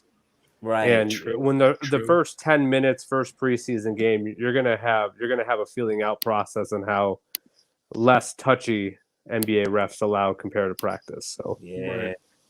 It's funny, after watching the Olympics, I almost wish we had those referees, because FIBA rules. Yeah, I mean, we always say that the league is softer now, and I think a lot of it has to do with the referees, man. I mean, Jesus. Well, you got to look at it. Luka Doncic wasn't lying when he said it's easier to score in the NBA than in Europe. Yeah, he said that for a reason. Yep. He's played in both leagues and has success in both leagues. So, yeah, the league, the refs are a little over the top, in my opinion, in the A, especially for a preseason game, man. Come on, let them play. Yeah. But to answer Saint's question, the players that stood out to me, obviously, was Cam Thomas. I really liked Devontae Kaycock. Eggplant. Jesus. Day'Ron Sharp looked good. I thought DeAndre Bembry showed Nets fans who he really is. A lot of people never seen Bembry actually play or seen him with Atlanta. Thought he was a little bit washed, but there's no way he's getting cut. He's making this roster. He brings a different dynamic to this team. I like this game. I was actually pretty impressed. He didn't make a lot of mistakes. He had a lot of good defense, a lot of good hustle. I liked him bringing up the ball. I didn't feel like, he didn't know what to do with the ball. He was good off the screens, and he played good. I was impressed, considering that, in our Discord, they trashed that guy all summer long. Since we got him, they've been dogging him. That's because they didn't watch him play. They've never seen him play. I said it from the moment he was signed. Great pickup, because he fits perfectly with this roster and this team. It's hard to make a cut. Who you cutting? I don't know, man. The weakest player that I saw today that is on the bubble, in my opinion, was DDJ. But it's one game. But he's not even on the roster. He's not even in competition for it. Wow. He might be in competition for the two-way, but not for the 15th man. Wow, so I don't even. So who in your opinion is in that bubble? I think Carter. It's Carter and Sekou. in my opinion. I think it's those two players. If I have to choose between those, I'm cutting Carter.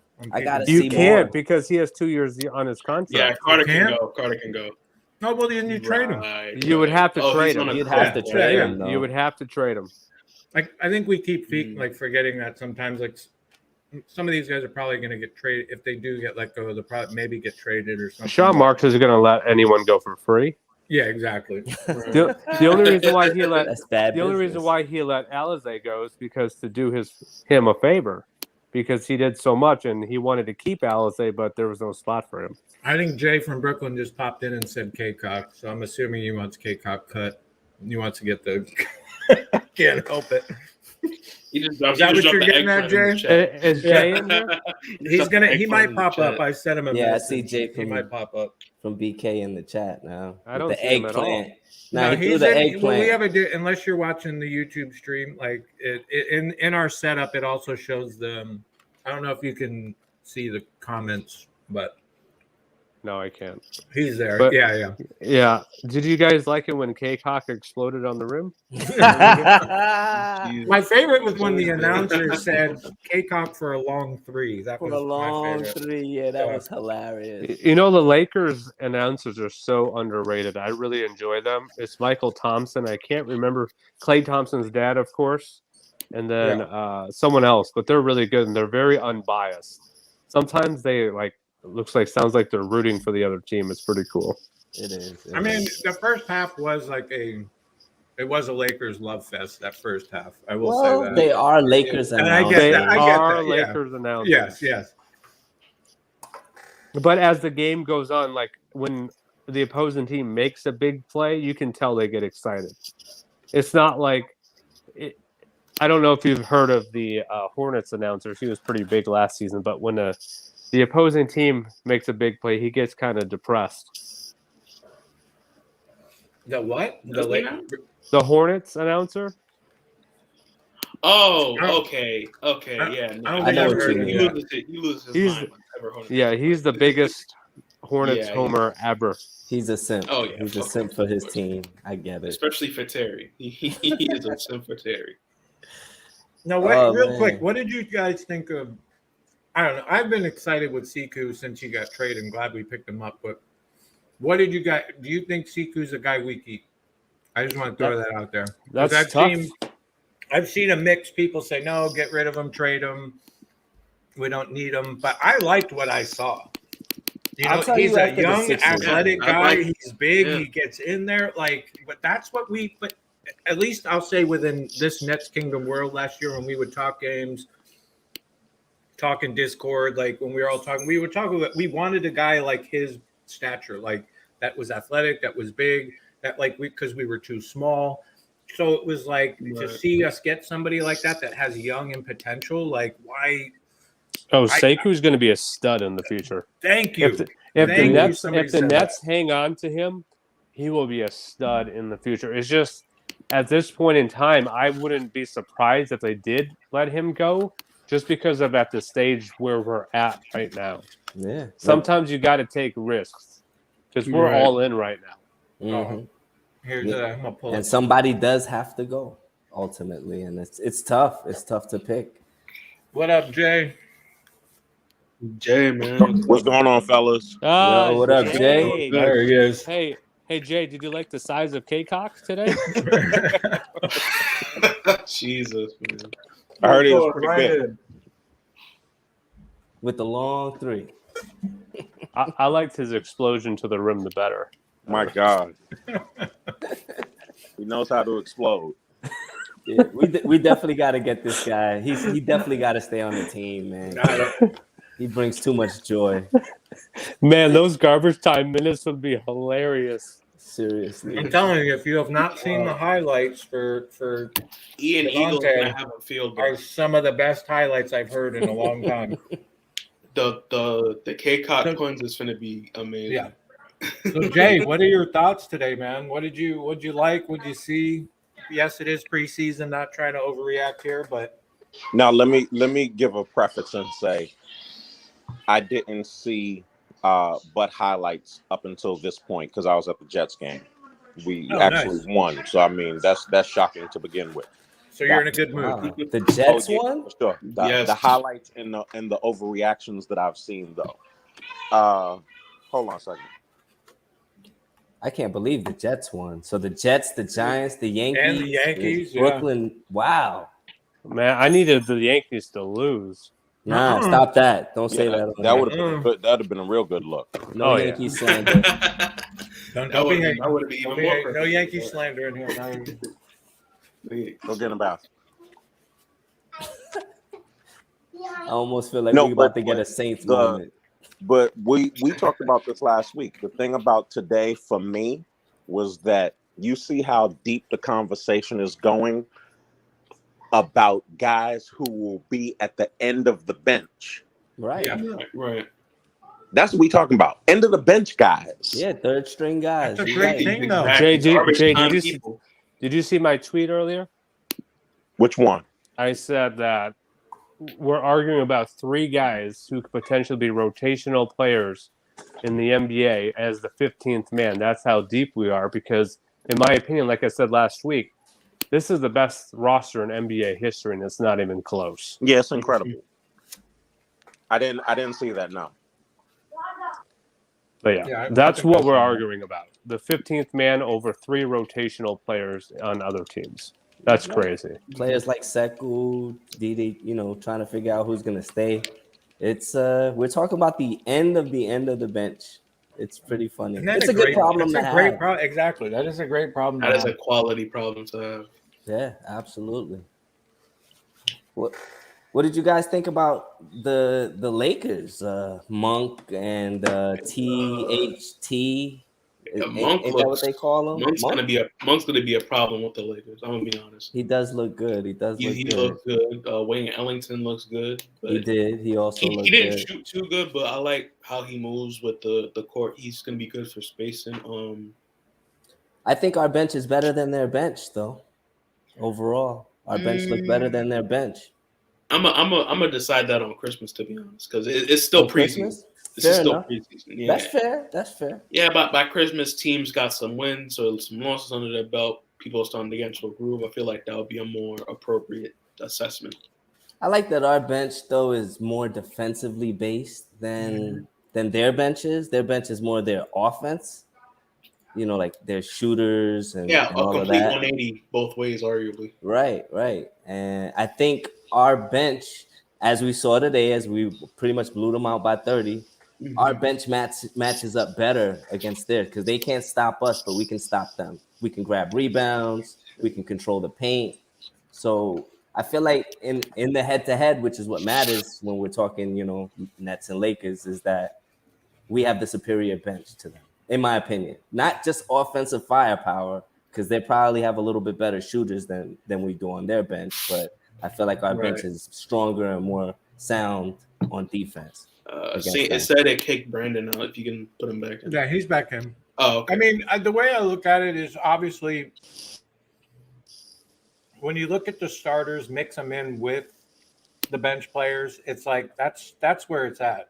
But I mean, because you're really not going to get bench to like full-on bench teams like against each other unless you towards the end of the game or towards when you have like a big lead, right? Like you got to figure most of the game it's going to be a mix of bench players and starters, So, I mean, I'm trying to forget where I'm kind of going with that. Sorry, guys, that kicked me out. It's all good, bro. When Saint, I remember somebody was talking about, like right before I tapped in, somebody was talking about the people who are not playing today, right? Yeah. That was me. I was asking. Yeah. He was thinking is that meaning we might get Joe Harris and Blake Griffin as starters? Yeah, I was just wondering people's thoughts on the fact that the starting five was. No. Now you may have never heard this before, right? But here's a part of the thought process that goes into it. Because I remember you were talking about Joe Harris in particular, right? Yeah, specifically him. What a lot of people don't realize is this, and Joe Harris' fault fits into this category. You take the way the 1920 season ended, right? Mm-hmm. You take the 2021 season, you take the 21-22 season, right? No. Yes. The NBA is basically condensing 3 seasons into 2 years. Right. Yes. And people are not remembering that because when they did the startup in the summer of 20. Right. I remember that. And they didn't finish until about the fall. August, yeah. Right? Yeah, you're right. And so most teams, with the exception of like a few scrubs, didn't send anybody there. Joe was there. Joe went to the bubble. So Joe participated in that. So, and then Joe had a full season last season. And then this season coming up, that's going to be 3 seasons that he's played in a matter of 2 calendar years. Same thing with Patty Mills. Right. He was on the Spurs. So he's going to, and he was playing in the bubble. He's going to have 3 seasons condensed into 2 years. So they not trying to run these guys out there for meaningless games. So you're saying they rested them, basically? Yeah, absolutely. Okay. Yeah. That's a people were upset the big 3 set out. They shouldn't be. Not the first game of the season. I was surprised to see AD out there. I was shocked. And then they ran him the whole first quarter. I was just like, I wasn't expecting to see him. Maybe out he there. showed up to camp out of shape. Yeah. Swaggy Zed has a question. Who is the top 3 teams in the Eastern Conference now?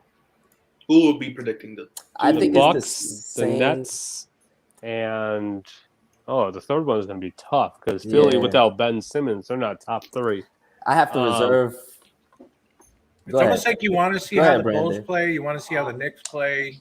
I'm going to say it's. Honestly, I'm going to probably say Boston. I'm going to reserve my third pick. I got the same first 2 as him, the Bucks and the Nets, of course, the Nets on top.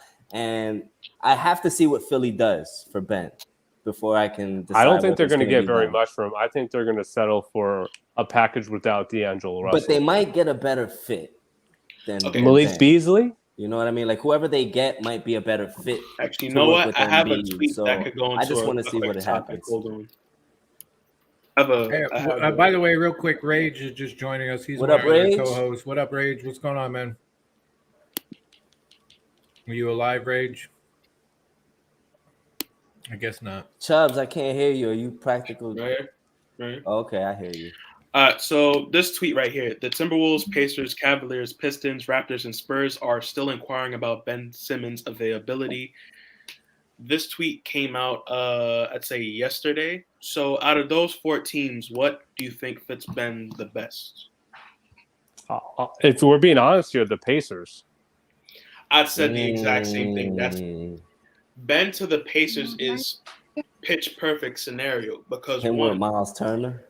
The only thing that it would hinder would probably be Karis LeVert because we know he needs the ball in his hands to be effective. But here, the Pacers don't really care if they make the playoffs. They're not in that echelon of teams yet.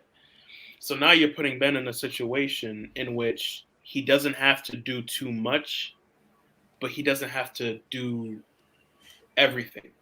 In a sense, the expectation is just not on him in Indiana. On top of that, media won't cover you as much because you're in Indiana. No disrespect to any Pacers fans watching.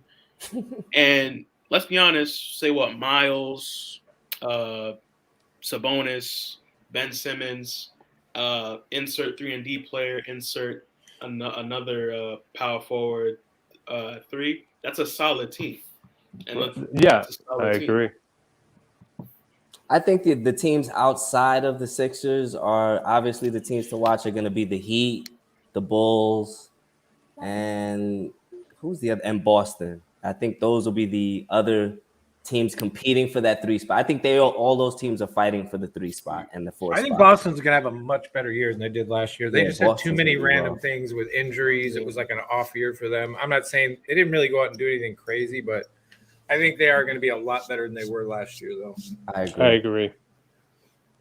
So and they don't have Kemba Walker holding them back. Exactly. Yeah. I mean, because what I saw from Tatum last year, I feel like Tatum's about – I mean, yes, he's already great. He's already taken flight, but I feel like that dude's, like, just ready to, like, just take over some shit. Like, every time I watch Tatum, he just gets better and better, and I'm just – like, he's starting to get a little scary. Like watching him play, it's like, yeah, he's a future net. What do you expect? That'd be nice. That's a funny way of saying Luka, but okay. People always say that we're going to get Tatum eventually, too. Why That's not pretty both? funny. Well, they're pretty much already setting the foundation for that, right? Pretty much. All right, explain. I'd like to hear that. I'll let Jay handle that. Yeah, Jay, let's hear your take on that. Let's set Jay up. That was a good setup. On Tatum? Yeah. He said we're being set up for Tatum. Tatum is really good friends. Like, people always talk about how close he is with Bradley Beal. Yeah. It's not really the same. They're close because of where they're from. Right. Tatum has a close relationship with KD and Kyrie to the effect that they go on vacation together. Oh wow, I didn't know that. Wow, I didn't know that. I did not know that. The one that they posted about was when they all were in the Bahamas together, like 2 summers ago, I think. Yeah. So it goes deeper than being from the same place. It's like when you see things like that, and you ask Tatum who like mentors him in the NBA, Kyrie is that guy for him. Wow. So you could make the case that as it's getting in the later years of Kyrie and all them, Tatum comes sliding in as a net. But somebody's gonna have to leave though, right? The money. Yeah, but say we keep some of our young bucks with Tatum. That's a 4D, 8D chess move from. So are you talking what 2-3 seasons from now, Jay? A little longer than that, probably. His contract is up. His contract's going to be up when the Big Threes is up. Yeah, like 3-4 years. There you go. And then depending on who hangs out, I could see that. Yeah. It's not just that. I think what people because we look at it as fans and we look at it as, these players need to cash out. This isn't the NFL. Where you in the NFL, you say, that guy needs to cash out because they can cut him at any time and not have to pay the rest of his salary. Exactly. For guys in their later years, they don't mind saying, I'm gonna take less money. I want to win more chips. For example, Patty Mills.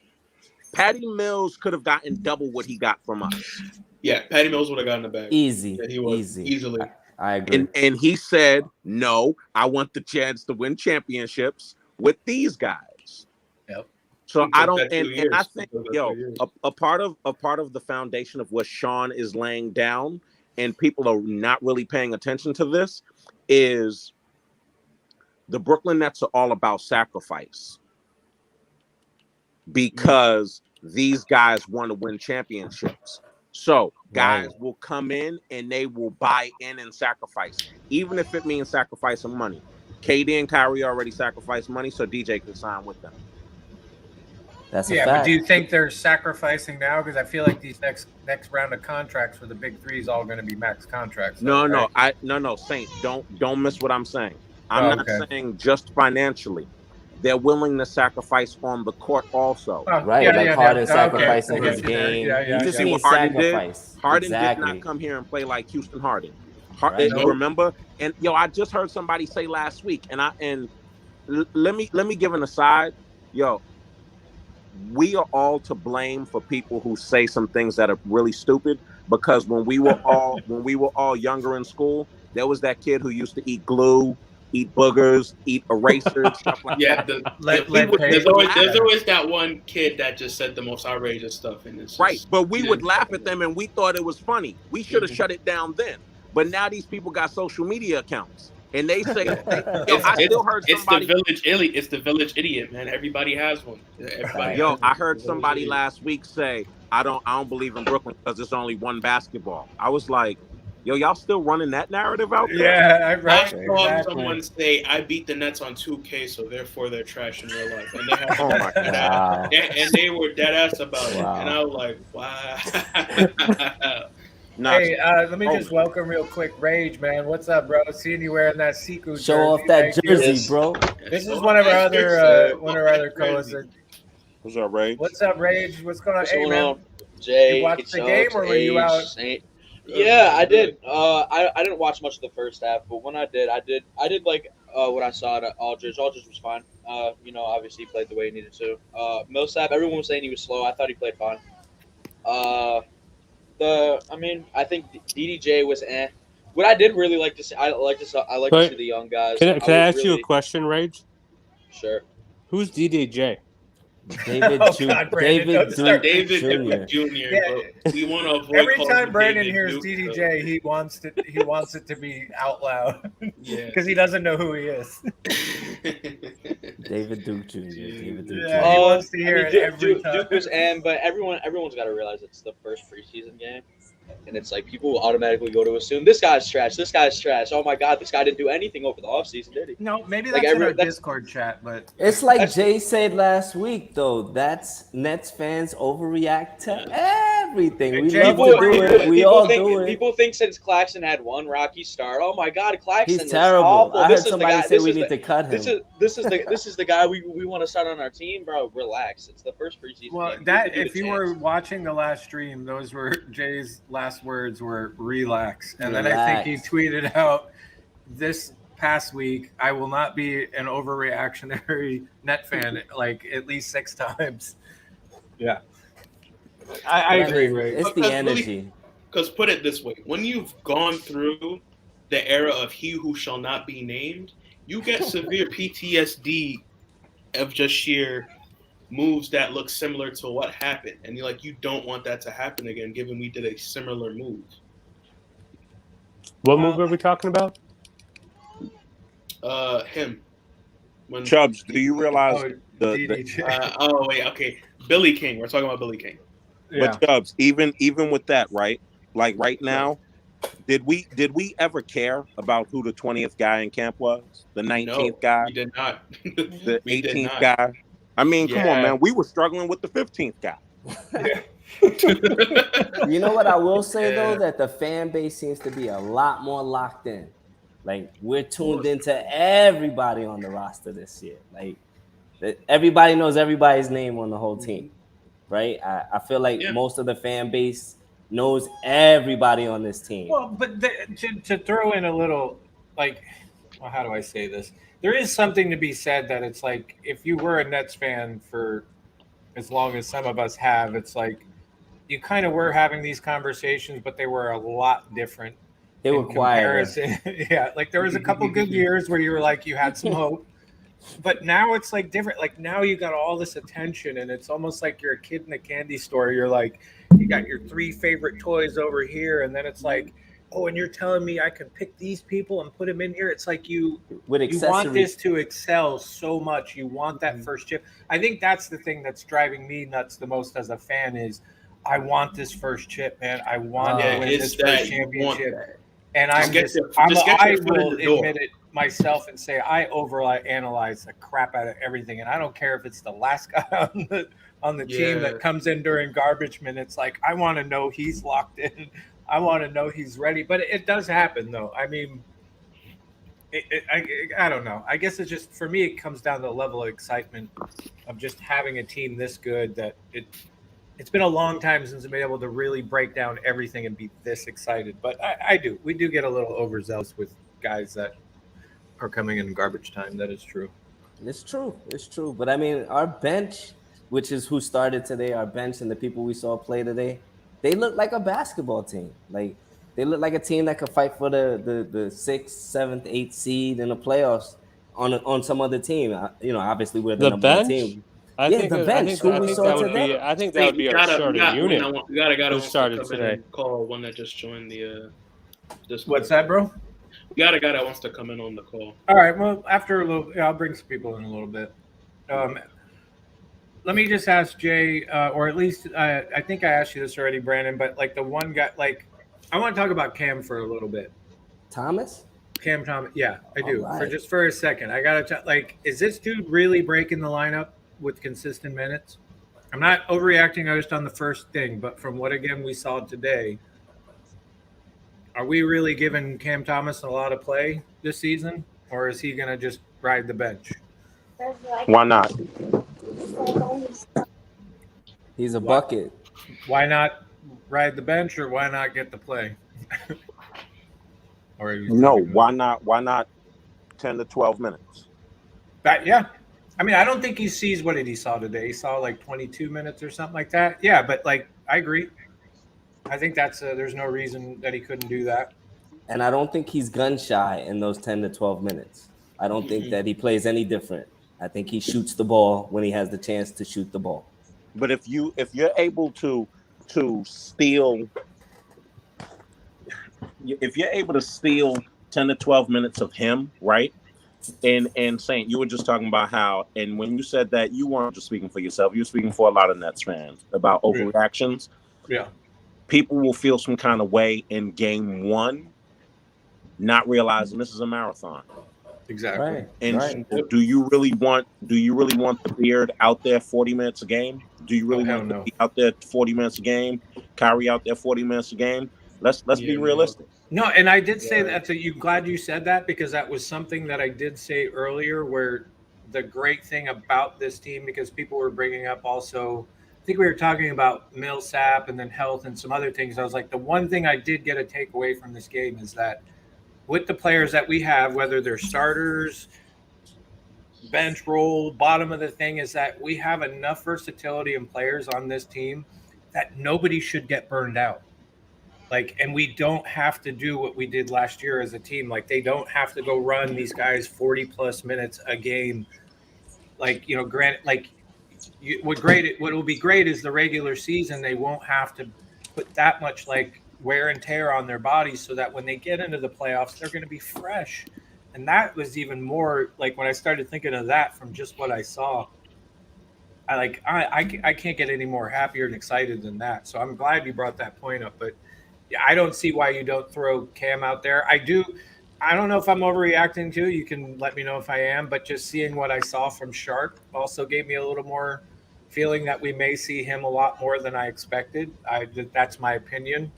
But I'm okay with it. I'm okay with a couple of these young guys getting more play than some people really think they're going to. I don't know about Sharp as much, but I don't know if it was with you all last week, but one of the things that I gathered was that he was okay in summer league, but they wanted to see him do this against grown men. Right. Yeah. I want to ask Rage something, because he's out there in Detroit. Is this was Sekou like what we saw today in Detroit? No. Sekou was I mean, he's really like, he has his on and off games. When his off games, he's not really doing too much. I mean, like he'll have some good defensive plays. He's a decent finisher. I mean, he's not really a good shooter. But when he's playing really well, yeah, he's actually playing the way he was today. I mean, he has the same game pretty much as transfers. They gave him up. I watched him quite a bit, and when he played good, he played just like he did today. I can't believe they gave that guy up for free, man. I think somebody should read some comments, man. Yeah. Sekou's good, but again, the only problem with him is just that he's just raw, and he still needs more development. He still needs a lot more time. Like, he wasn't given too much time on the Pistons. AJ had to run and do something, Isaac. Hey, if you guys are in chat, you have any questions for anybody? Yeah, Jay from Brooklyn, Brandon, Rage, anybody, just in general, if there's something you want to talk about, just do @Saint. We'll bring up the topic. And anyone got questions about K-Top? Yeah, Swaggy saying I don't think there's too many eggplant comments. He said when he's on, but when he's off, it's a bad day. I will tell you this, Brandon. You might like this. I'm actually gonna try to, if we wind up keeping, this is a big if we keep him and he's on the team the whole season, I'm going to try and put a massive K-Cock highlight for like an announcer. I'm going to come up with an announcer, the best announcer. He needs to be at least a two-way. Yeah, that's all I'm asking. We got to keep that. You got him shooting threes. Wow. You got him exploding to the rim. Yo, if we keep him, some of the announcers' calls, there will be a highlight. There will be a highlight reel of the best announcer calls. A compilation. That'll be awesome. I will make that happen. Imagine they have a censor button every time you say his name. You think our G League team's going to be a lot better than it was last year? So I brought that up. Of course, they'll have K-Cock. I know one thing is our G League squad about to be OD. gonna be Yeah, good. because you got Zagorowski, you have potentially one of Sekou, Devontae, or I think Sekou gets better. I think Sekou gets better in the G League only for the simple fact that he will get time. I don't think he sees too much time in the pros. Like right at least on the Brooklyn Nets. On the Brooklyn Nets, he's Who not are you seeing talking about? too much time. Sekou. See, because it's like what Jay was saying earlier. We're really talking about the end of the bench. So we'd rather him play in the G League than not play and just sit on the bench. Not play him at all, especially with him being young. He was just a 15th pick like 2 years ago, and he's still only 20 years old. And you want to keep him active. He's really young. You want to keep him active, and keep him developing. You saw what he gave you, and he's really young. He's got the raw talent, though, for sure. Like with some. His problem though is that he was on Detroit, and unfortunately, when you talk, it's no disrespect to Detroit, but shout out Detroit. When you talk about raw talent like his, right? Mm-hmm. And man, we should be talking about K-Cock when we talk about Raw, but no, we'll go back. We gotta sign him. Sekou is practicing against who in Detroit? You see what I'm saying? Yeah. So how do you expect him to get better with the guys he's practicing against? Whereas now that he has to line up against KD, Millsap, James Johnson, all of those guys, it's a different level of talent. Right. And so with that said, you can see a different level of growth from him versus who he's practicing against, whereas you didn't see that in Detroit. Since you said that, I wonder now, does he stay on the team instead of going to the G League so he can keep practicing against the big three? Well, if he's not on the team, then he's going to a different team because he has another year left on his rookie contract. Yeah, I'm just curious if he does stay. If he does stay with our team and we don't send him down to the G League, is what I mean. Is it better to keep him on the bench so he can practice against the big three? Now that you brought that point up, I think he's staying. Okay, so he gains more. Who do you think is getting traded? I don't think he's going anywhere. So who's leaving, Jay? In your opinion, and Brandon, what do y'all think? Who's leaving? Honestly, I think Carter's getting traded. Okay, that's fair. And what about you, Jay? Bembry proved today he's not leaving this roster. He fits this team too good. The leader in the clubhouse, and it's unfortunate, but well, Brandon's on here, so he'll back it up. I said this back in July that they did not plan on keeping Carter to begin with. Wow. Now things change because it's the NBA. Things do change, but I still, I love Carter's game, but I don't see a spot for him on the team. And it's nothing wrong with him. No, I agree. We still talking about, if you realize the 19 guys, and I don't know if y'all saw, but a couple weeks ago, people were tweeting about who's the 20th guy going to be. Somebody tweeted about, I think it's going to be Gerald Green because he's good friends with Harden and stuff like that. Mm-hmm. What I don't think people realize about these guys that we have right now is these 19, and we're only keeping 17. Whoever the two guys are that don't make the team, another team is picking them up. Right. Yeah.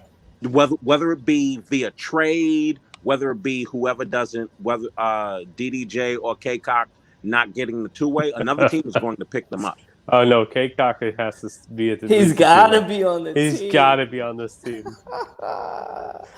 Sean Marks, he got to play. He has to play, though. I think you need to make that call in, Jay, to help convince K-Cock to be on this team. I'm be like Cock. K-Cock is very solid around the rim. Brandon, you like saying cock a little too much, bro. You getting a little bit too much pleasure out of that, man. That's a little too much there. Pause for the chat, man. Pause for the chat. I'm sorry, but if the man does stay on this team, it is going to be a season. It's going to be fun. It's going to be fun. A lot of fun stuff to read. A lot of troll. Hey, Sam, I'm telling you, a lot of troll comments coming. Absolutely, it's gonna be fun. I'm gonna love it. Hey, but we do act like, hey, some of y'all are a little uncomfortable with saying the word, but some of us don't give a shit, and it's pure that's comedy. his name. I mean, me personally, I say don't care if you are that uncomfortable by the man's name. That's your own issue, but that's a rough name to have, man. That's but imagine, like, you know how Bobo's name, he has Bull as his, you know, as his first and last name, bro. Imagine just being K-Cock, bro. Like if his parents didn't like him, they just double named him K-Cock. Oh, it was almost like when Jay from BK said girth and Chubbs' reaction to it last week. Oh, y'all had me in tears in chat.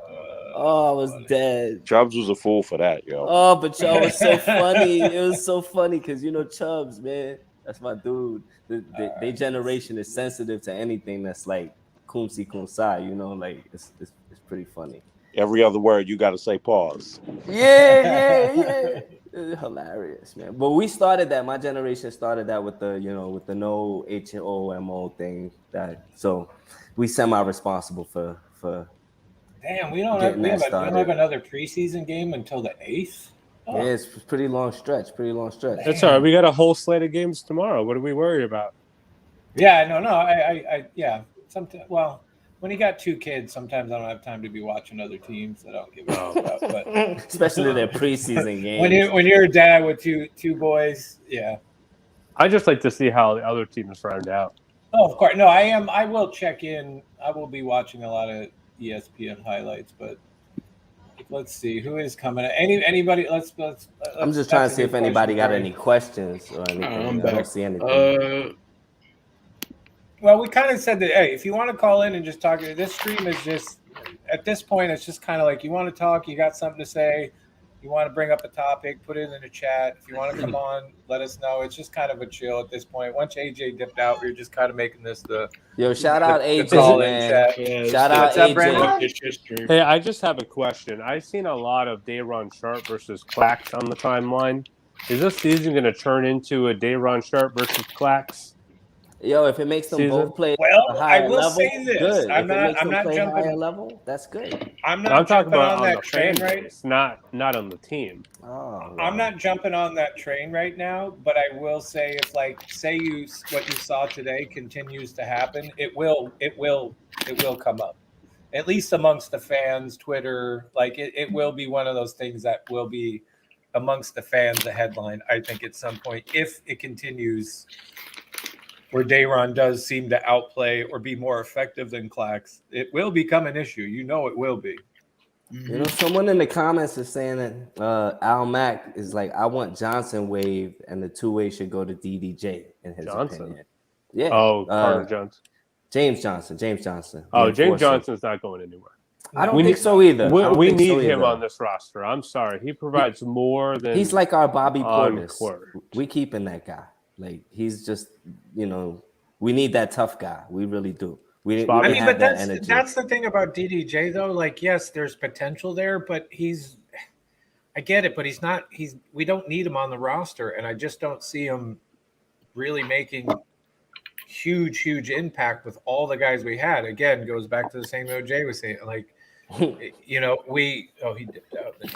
Is that we are talking about guys that are on the back end of the rotation back end of the bench that are just not going to be getting played. And like, I look at it as like, if you're going to keep somebody like DDJ, he needs to go to the G League.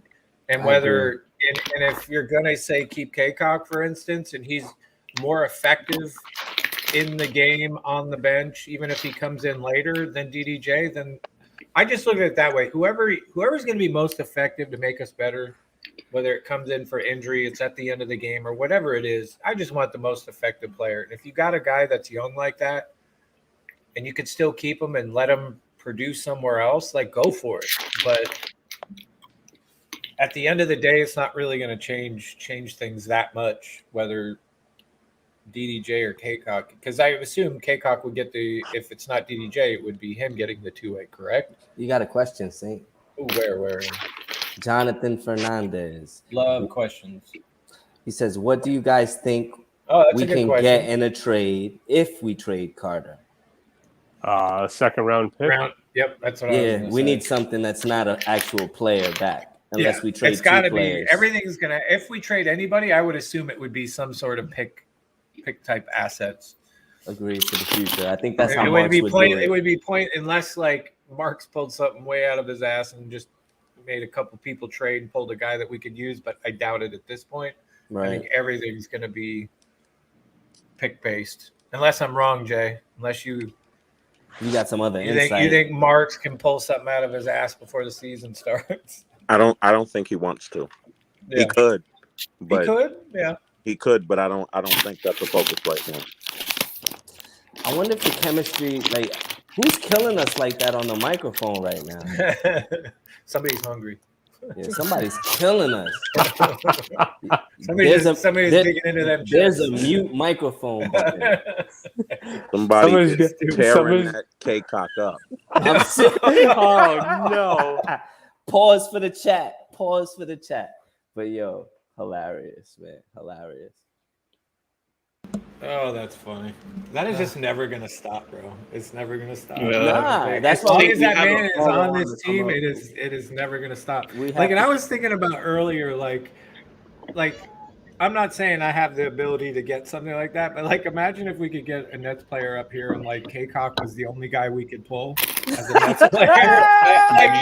Dude, I don't know if I'd be able to do that stream without either laughing. I came back, and the first thing I hear was pause, and I already knew it was about K-Cock. Yeah, but I'm just saying, like, I don't know, because we talked so much shit, said this thing, like, I don't know, like, if that was the only guy that could come on the stream, I don't know, like, would I have to breach that conversation? Like, how was it growing up? All this talk about this guy got me needing to smoke. Hold on. Yeah. Saint, we got a guy wanting to come in. He's in the Who's that? Box Face, isn't he? Yeah. Box Face. Taser Face. Who's that? Remember that? Let's see. Where's he at? He's in the studio. Oh, he's in the studio. Well, he's way down there. Look at that. Who's Box Face? Who sent that out? He was on before. He's been on before. All right. Because I didn't tweet. I didn't send the links. I just want to make sure I'm not like getting. Yeah. He messaged me on Discord. So. All right. Okay. Box Face, you're up. What is up, Box Face? What's up, Box Face? What's going on, fellas? What's going on? What's up, man? Explain Box Face for me, please. I don't know, man. It's just something that came from the wind. Random generated. Something. Yeah. But yeah, man, cool, the team man. is looking real healthy. I'm liking what I'm seeing, but I don't think we should worry about the Lakers. I think Golden State is just smelling blood in the water right now, man. I think they're going to pull something crazy, man. I just have that feeling. Steph is just digging into his prime right now. Clay is coming for blood. Oh, my God, man. Them and Miami, those two teams right there are going to be the teams. Yes, Miami Heat. Miami. You know the team in Miami Heat. Miami. Hey, everybody's got an opinion. Everybody's got it. I'm just curious why he thinks that. Can you give me three reasons why Golden State and Miami? Well, Golden State. Like, what do they have? They don't even have any legitimate stars. Let them speak, so who's Steph Curry? Who's Klay Thompson? Who's Draymond Green? And what are the things on the fingers? Tell me, what's that? I'm talking about. So Miami. that just disappears. The experience. You said Golden State, so I'm explaining to you what Golden State means. So their experience just disappears out of nowhere, just because they had 2 bad years with players injured. Did you look at their championship rosters though, compared to the roster they have now? Do you see the amount of competition they gave the Lakers last year with nobody on their roster? I saw them not make the playoffs. Doesn't have to. They lost in the playing games. Sometimes a team doesn't have to be good because of the players. It could be good because of the structure, the system. You understand what I'm saying? Just because we're good because of our star players doesn't mean every team has to go by our formula. If you think Miami is soft, I don't know what to tell you, man. I didn't say Miami was soft. I don't think They're they not could good beat enough. us. I don't think they could beat us. but they're better than the Bucks this year. They're not better than the Bucks. They're not. Yeah, I don't know if I agree they're with you. They're not better than the Bucks. That's a They're bold better than the prediction. Bucks. So they finished second in the East, box face? Is that what you're saying?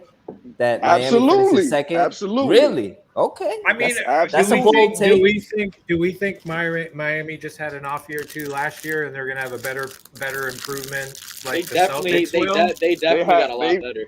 They stacked up. That's just a question. I'm just saying. Do you think they're going to have a better year than they did last year? I mean, Brandon, you agree with me on the Celtics? I think so. I mean, are we going to see? They don't have any depth. They traded their depth to Toronto. This is very true. Like how they're not even picking a up top Lowry at the roster right now. They're not even a top 4 team in the East. So Lowry, I mean, so Miami is out of top 4 team in the East. Are you serious right now? They're not. Like, come on. Well, let's name them. Let's name them. What are the top 4? Okay. Obviously the Nets, the Bucks. Nets. One at a time. One at a time. The Bucks, right? Philly, who knows what's going to happen with them? That's a wreck. So I'm not even including them there. Miami. Then after that, it's a free fall. You can throw in Chicago in there. Charlotte is going to take a big step. You understand what I'm saying? But if you think Miami, so Chicago is not good now. Wow. They haven't made I don't know if I'm willing to give them a top 4. They're not going to be a top 4 team. They haven't proved anything. Yeah, you gotta see how that works out before you give them a top 4 or a top 4 seed. Look at this lineup, bro, in the East. DeRozan can't Zach shoot. LaVine. Oh my God, sir. Zach LaVine has been there for how many years, and how close have they been to the playoffs? Cool.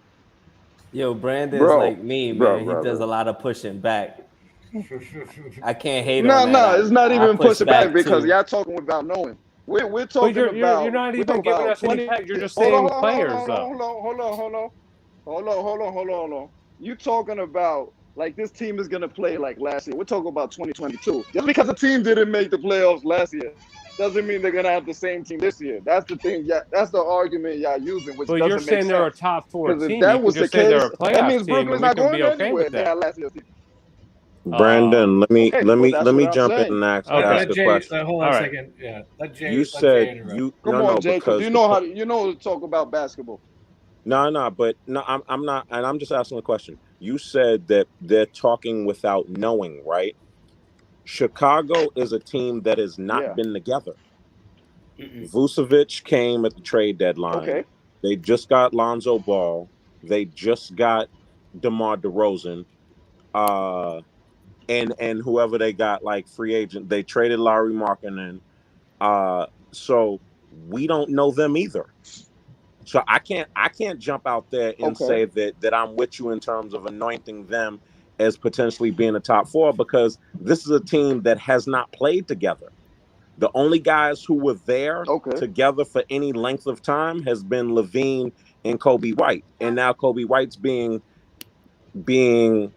replaced by Lonzo Ball. So we don't know what they're going to be either. I wouldn't jump and say that they're going to be a top 4 team. I'd be shocked if they made top 8. Ooh. And that's cool. That's with the talent. Cool. Yo, you can accumulate whatever talent you want, but guys still have to be able to play together. In training camp is a week. So they're going to have to learn to play together.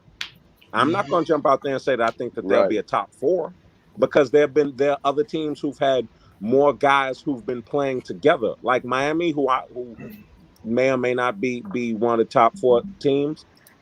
At least 2 of their top guys have played together. Boston, their 2 top guys have played together.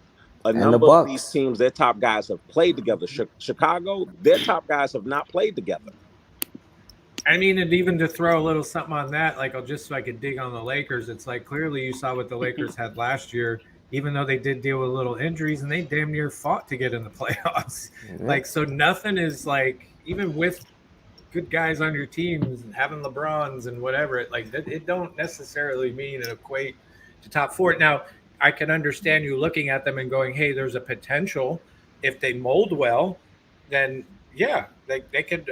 I wouldn't say top 4. I could say there definitely would be. But right now, 8, but you're they have a talking about potential. I think potential is the better word. You're talking about potential is the better word. My man, like 100%. Potential is a better word. Clay.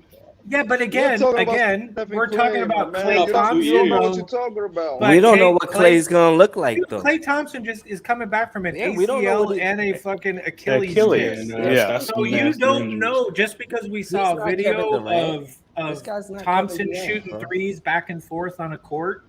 That doesn't mean that equates to full-on game. We're getting the old Klay back now. If you get the old Klay back and there's no issues and he does the nice transition like KD does, then maybe we can have that conversation. But at the very moment to say like they're going to wax the Lakers is, and no offense, to me, it's kind of foolish to say that. Like they're not even better than the Nuggets though. Or Utah. Bro, any team with Russell Westbrook, any team with Russell Westbrook as your point guard is not going anywhere. I respect that IQ take. is not there. I respect that take. Nobody with Russell Westbrook on their team is going anywhere. If he was supposed to be the lead guy, that, I would like get with that. But he's the third. He's the third wheel right now. Yeah, he ain't no lead guy. So by that same token, Jay, are they getting the most out of Russ if he's not that guy? Can Russ be the third guy? Can he play like that? What's gonna happen when Russ doesn't get the ball? I'm just curious. That's why he takes I'm the asking last shot Jay and since misses he made that. And well, he not taking the last shot. You understand what I'm saying? Those theoretical scenarios.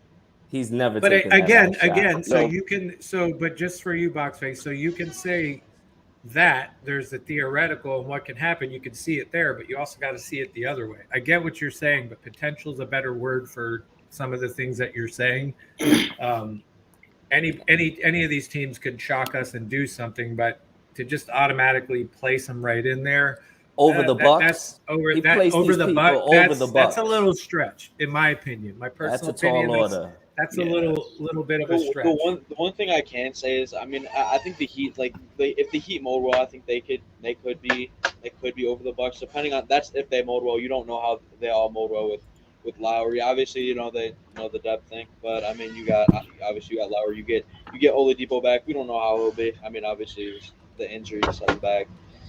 I'm gonna be honest. Miami could get past the first. The Miami could get past the first round, but if they face us, it's a wrap. I'm gonna be honest. They face any of the top in the second. Them last year, and nothing happened either. I'm just saying. There's a lot of proving with some teams. I mean, we are forgetting about the Hawks a little bit too. The Hawks will be floating around in there. Not willing to put them in the top 4, but they're going to be floating in there. And they have a top 4. Yeah, right. I mean, the Hawks, damn near everybody on that team's played together. They're coming back with solid play team as well, and they damn near got to the finals. I mean, so granted, last year to me wasn't. It wasn't about who the best team was to win the finals. It was who could stay the healthiest, in my opinion. That's how I saw last year's playoffs. Right. But I mean, it was a marathon. Yeah, there's a lot of teams that's why I keep saying you can't use that excuse. But last year they did this, bro. We're in 2022. Last year is irrelevant. But you still haven't come up with a good explanation of why they should be top 4, though. Because last year they didn't make the playoffs, so this year they're not going to make the playoffs. I know, but Boxface, you still haven't come up. Besides your opinion, you haven't given a valid reason why you think they're top 4 over the Bucks. At the end of the day, because they're going to come back from championship hangover. Everybody's upgrading. Everybody knows how they play. They beat us because of injuries. You think they're going to go 7 games again with Miami or with a team of that caliber? So you're saying, and this is all love right here. I'm not hating on you or anything, but you're telling me a team that we haven't seen play together is automatically going to be over the Bucks, who just won the championship, no matter which way you cut it. And they have experience. They played together. We know they're a good team, and you're automatically, with just based off an opinion, going to put them in there, and even Miami. Like, that's the only reason why I push back on Atlanta, you, bro, is that.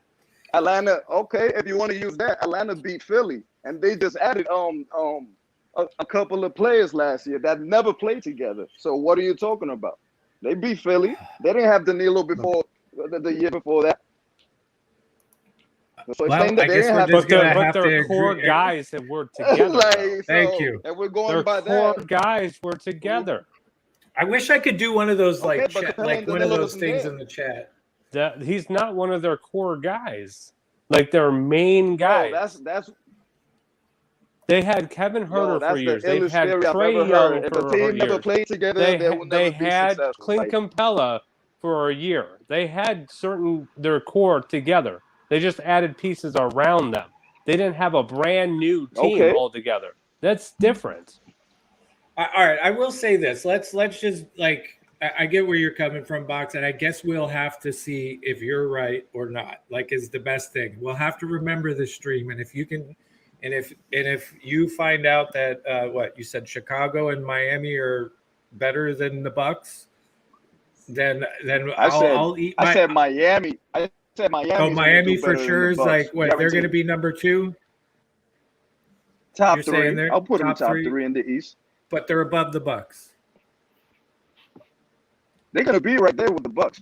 No. You were saying better than the Bucks earlier, so I want to make sure we have this locked in so that we can come. Okay, good. Because we're going to move on from this topic, but I will remember if Miami is better than the Bucks this season, you will have to come back on and we'll have that talk. And we'll see if you're right. Bro, let me just tell you this. So Kyle Lowry, Jimmy Butler, Victor Oladipo, Tyler Hero, Bam Adebayo, Duncan Robinson, Markieff Morris. Right. Like, come on, bro. You know Victor Oladipo is not the same player anymore, right? He doesn't have knee cartilage. Okay, yeah. He even said it himself. He said it himself. He said he will never be the same player ever again. That's what the words that came out of his mouth. That's all right. Because it happened last year.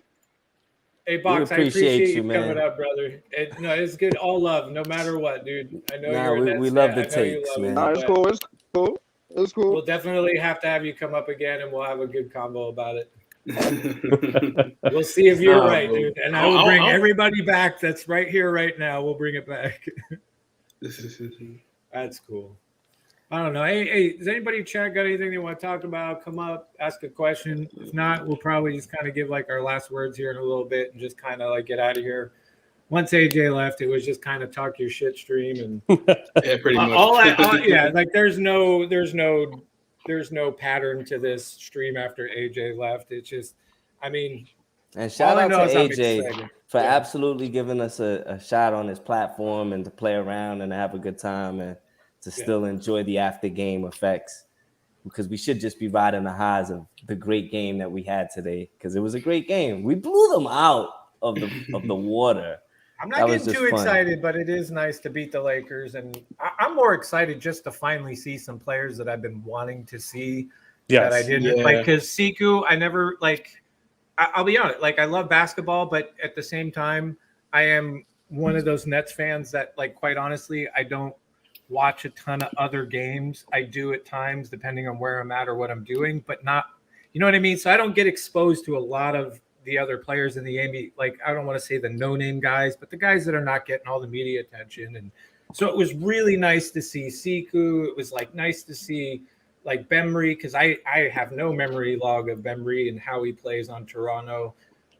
It was just like Carter. I know I saw him a little bit, but I wanted to see more, to see like what we were really working with.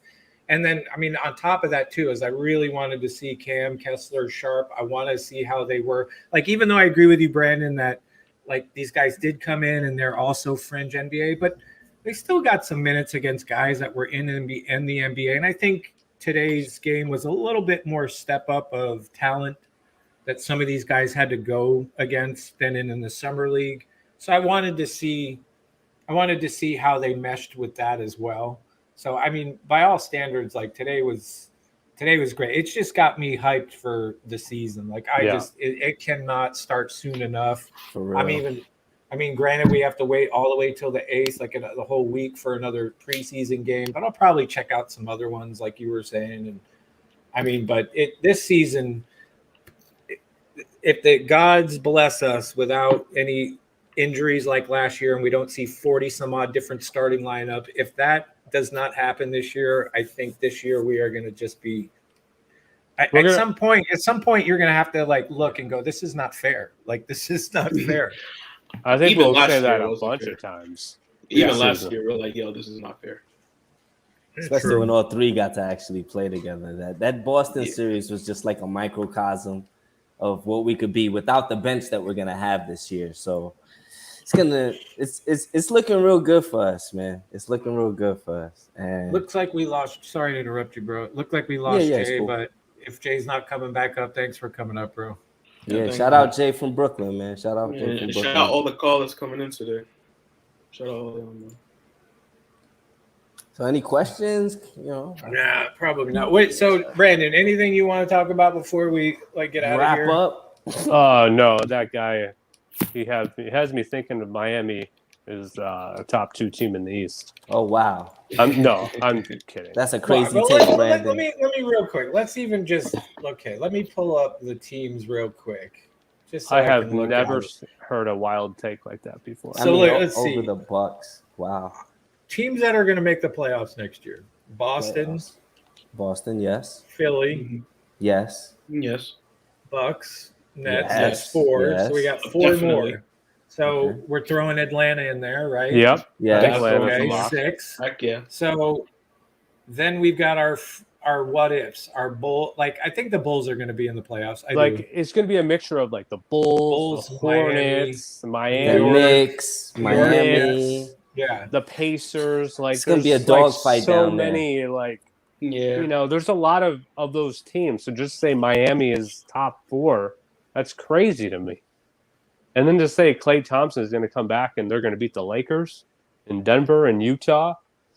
I mean, because you have to admit, Boston and Miami did not have the years you expected them to have last year. Yes.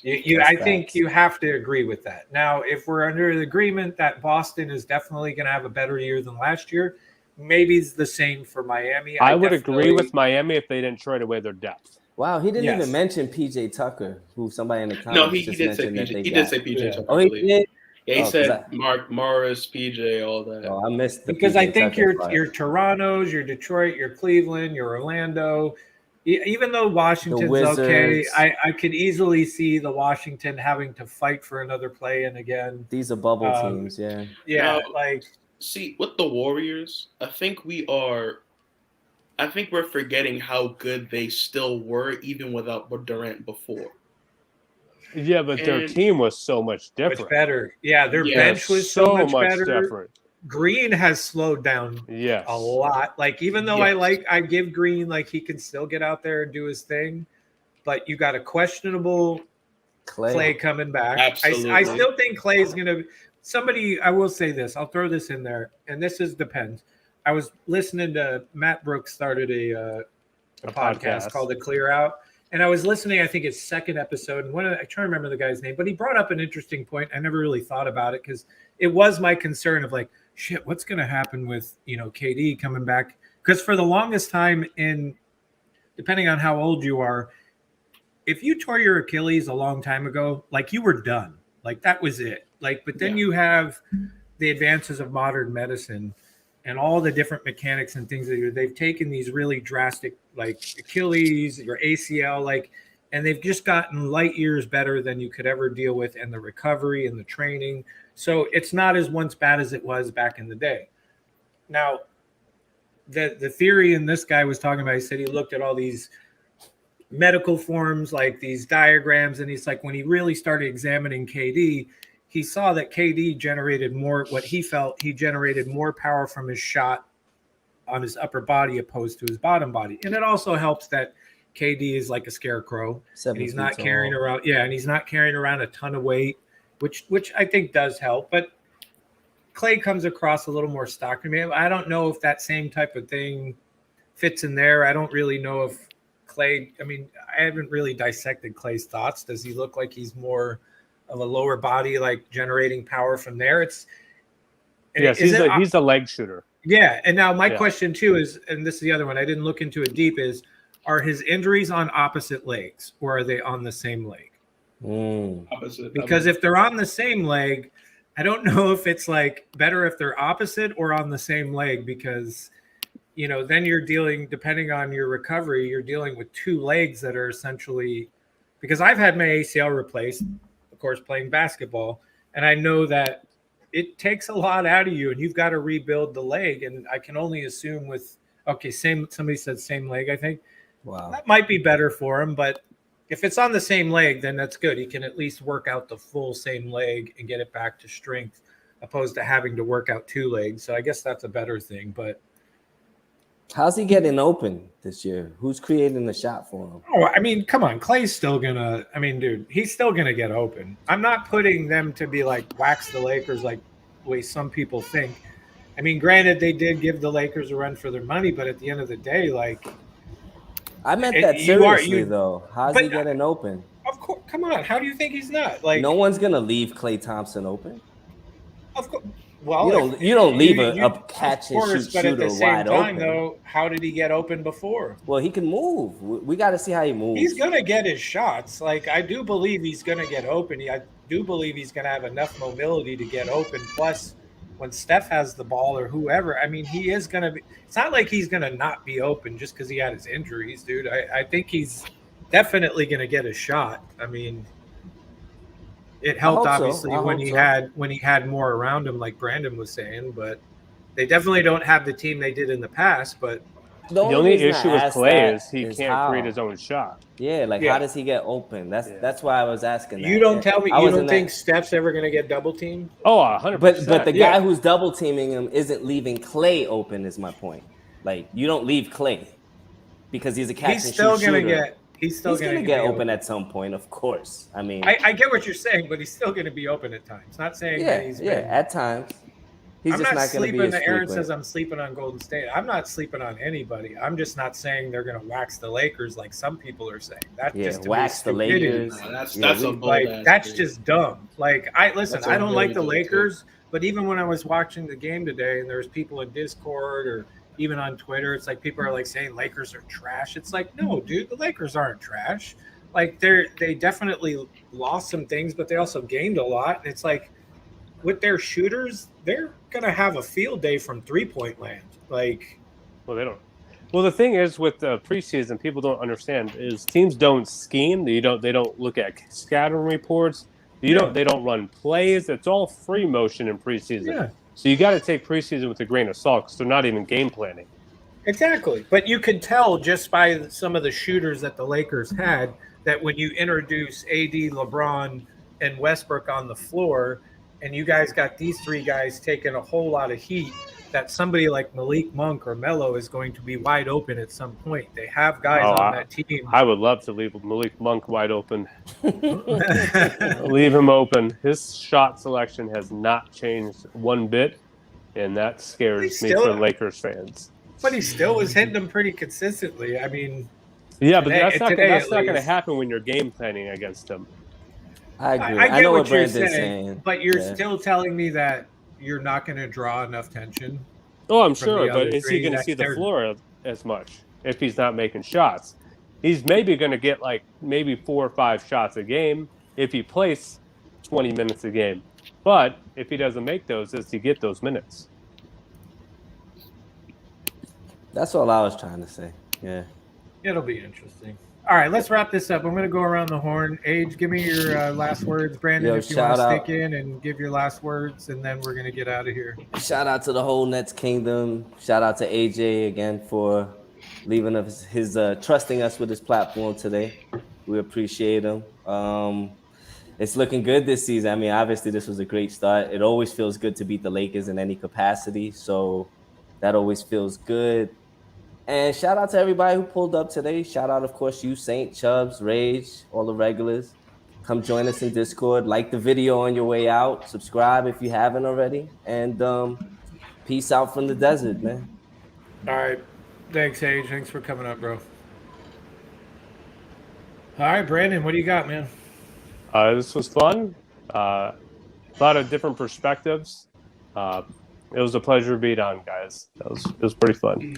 That's cool, Brandon. Yeah, like I said, Brandon's always on doing some spaces and different stuff. And yes, Brandon, you are a Nets fan, correct? Yes, diehard. Been there from the Jersey days. No, Brandon. Yeah, exactly. Brandon's from New Jersey, but Brandon loves the NBA. He likes talking about everything. He will give you his honest opinion of what he thinks. And just like the rest of us, sometimes we're right, sometimes we're wrong. It is what it is. But yep, 100%. I appreciate Brandon. Thanks for coming up, bro. Yeah, thank you.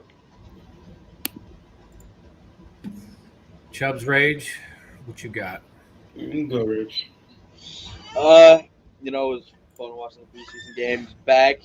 That's basketball is back. It's about time. Is that a new jacket, bro? Sorry to interrupt, but is that I've had this for a while. I've had this for a while. Is there anything on the back, or is it just clean like that in the front? Yeah, hold on.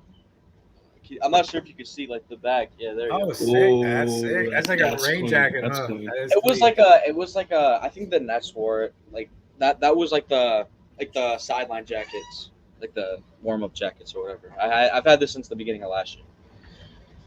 But yeah, bro, Nets basketball is back. It's about time. I swear it was just yesterday. We were just talking about off season. I mean, we were just talking about how we don't have any players. What are we gonna do? We don't have a center.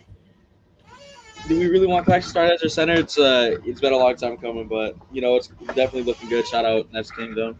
Shout out AJ. Yeah. Chubbs, you got it. No, I'll switch it up. DeAndre Jordan is not a top 20 center. 30. Respectfully. Fuck DJ. 50. Let's go. DeAndre Jordan is not a top 50 center. Nice. That's all you got, man? I still gotta say, we already said we've seen. Uh-oh. We got Robot Chubbs. We got McDonald's Wi-Fi Chubbs. He's here. We got Robot Chubbs. Okay. Mr. Robotic. Yeah, I can see you right now. You want to give it a minute? That way you're good. No, you're good now, bro. Okay.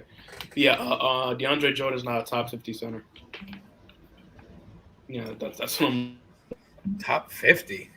Oh, right. As soon as he say that, it's like he's getting jinxed, bro. Every time he says it, he fucking freezes. I mean, hey, Saint, now that you met the DJ thing, man, I go on Twitter. The first thing I see is, oh my god, I'm not gonna be able to. I'm not gonna like DJ this year, am I? That's all I'm seeing. Okay, so you were the one that posted that because we were talking about that earlier, where we were like Twitter, Laker Twitter fans are already pissed off about a DJ, and it's like just I literally went on Twitter, and all I'm seeing is just I see his name. There's like 1,500 tweets in the last hour.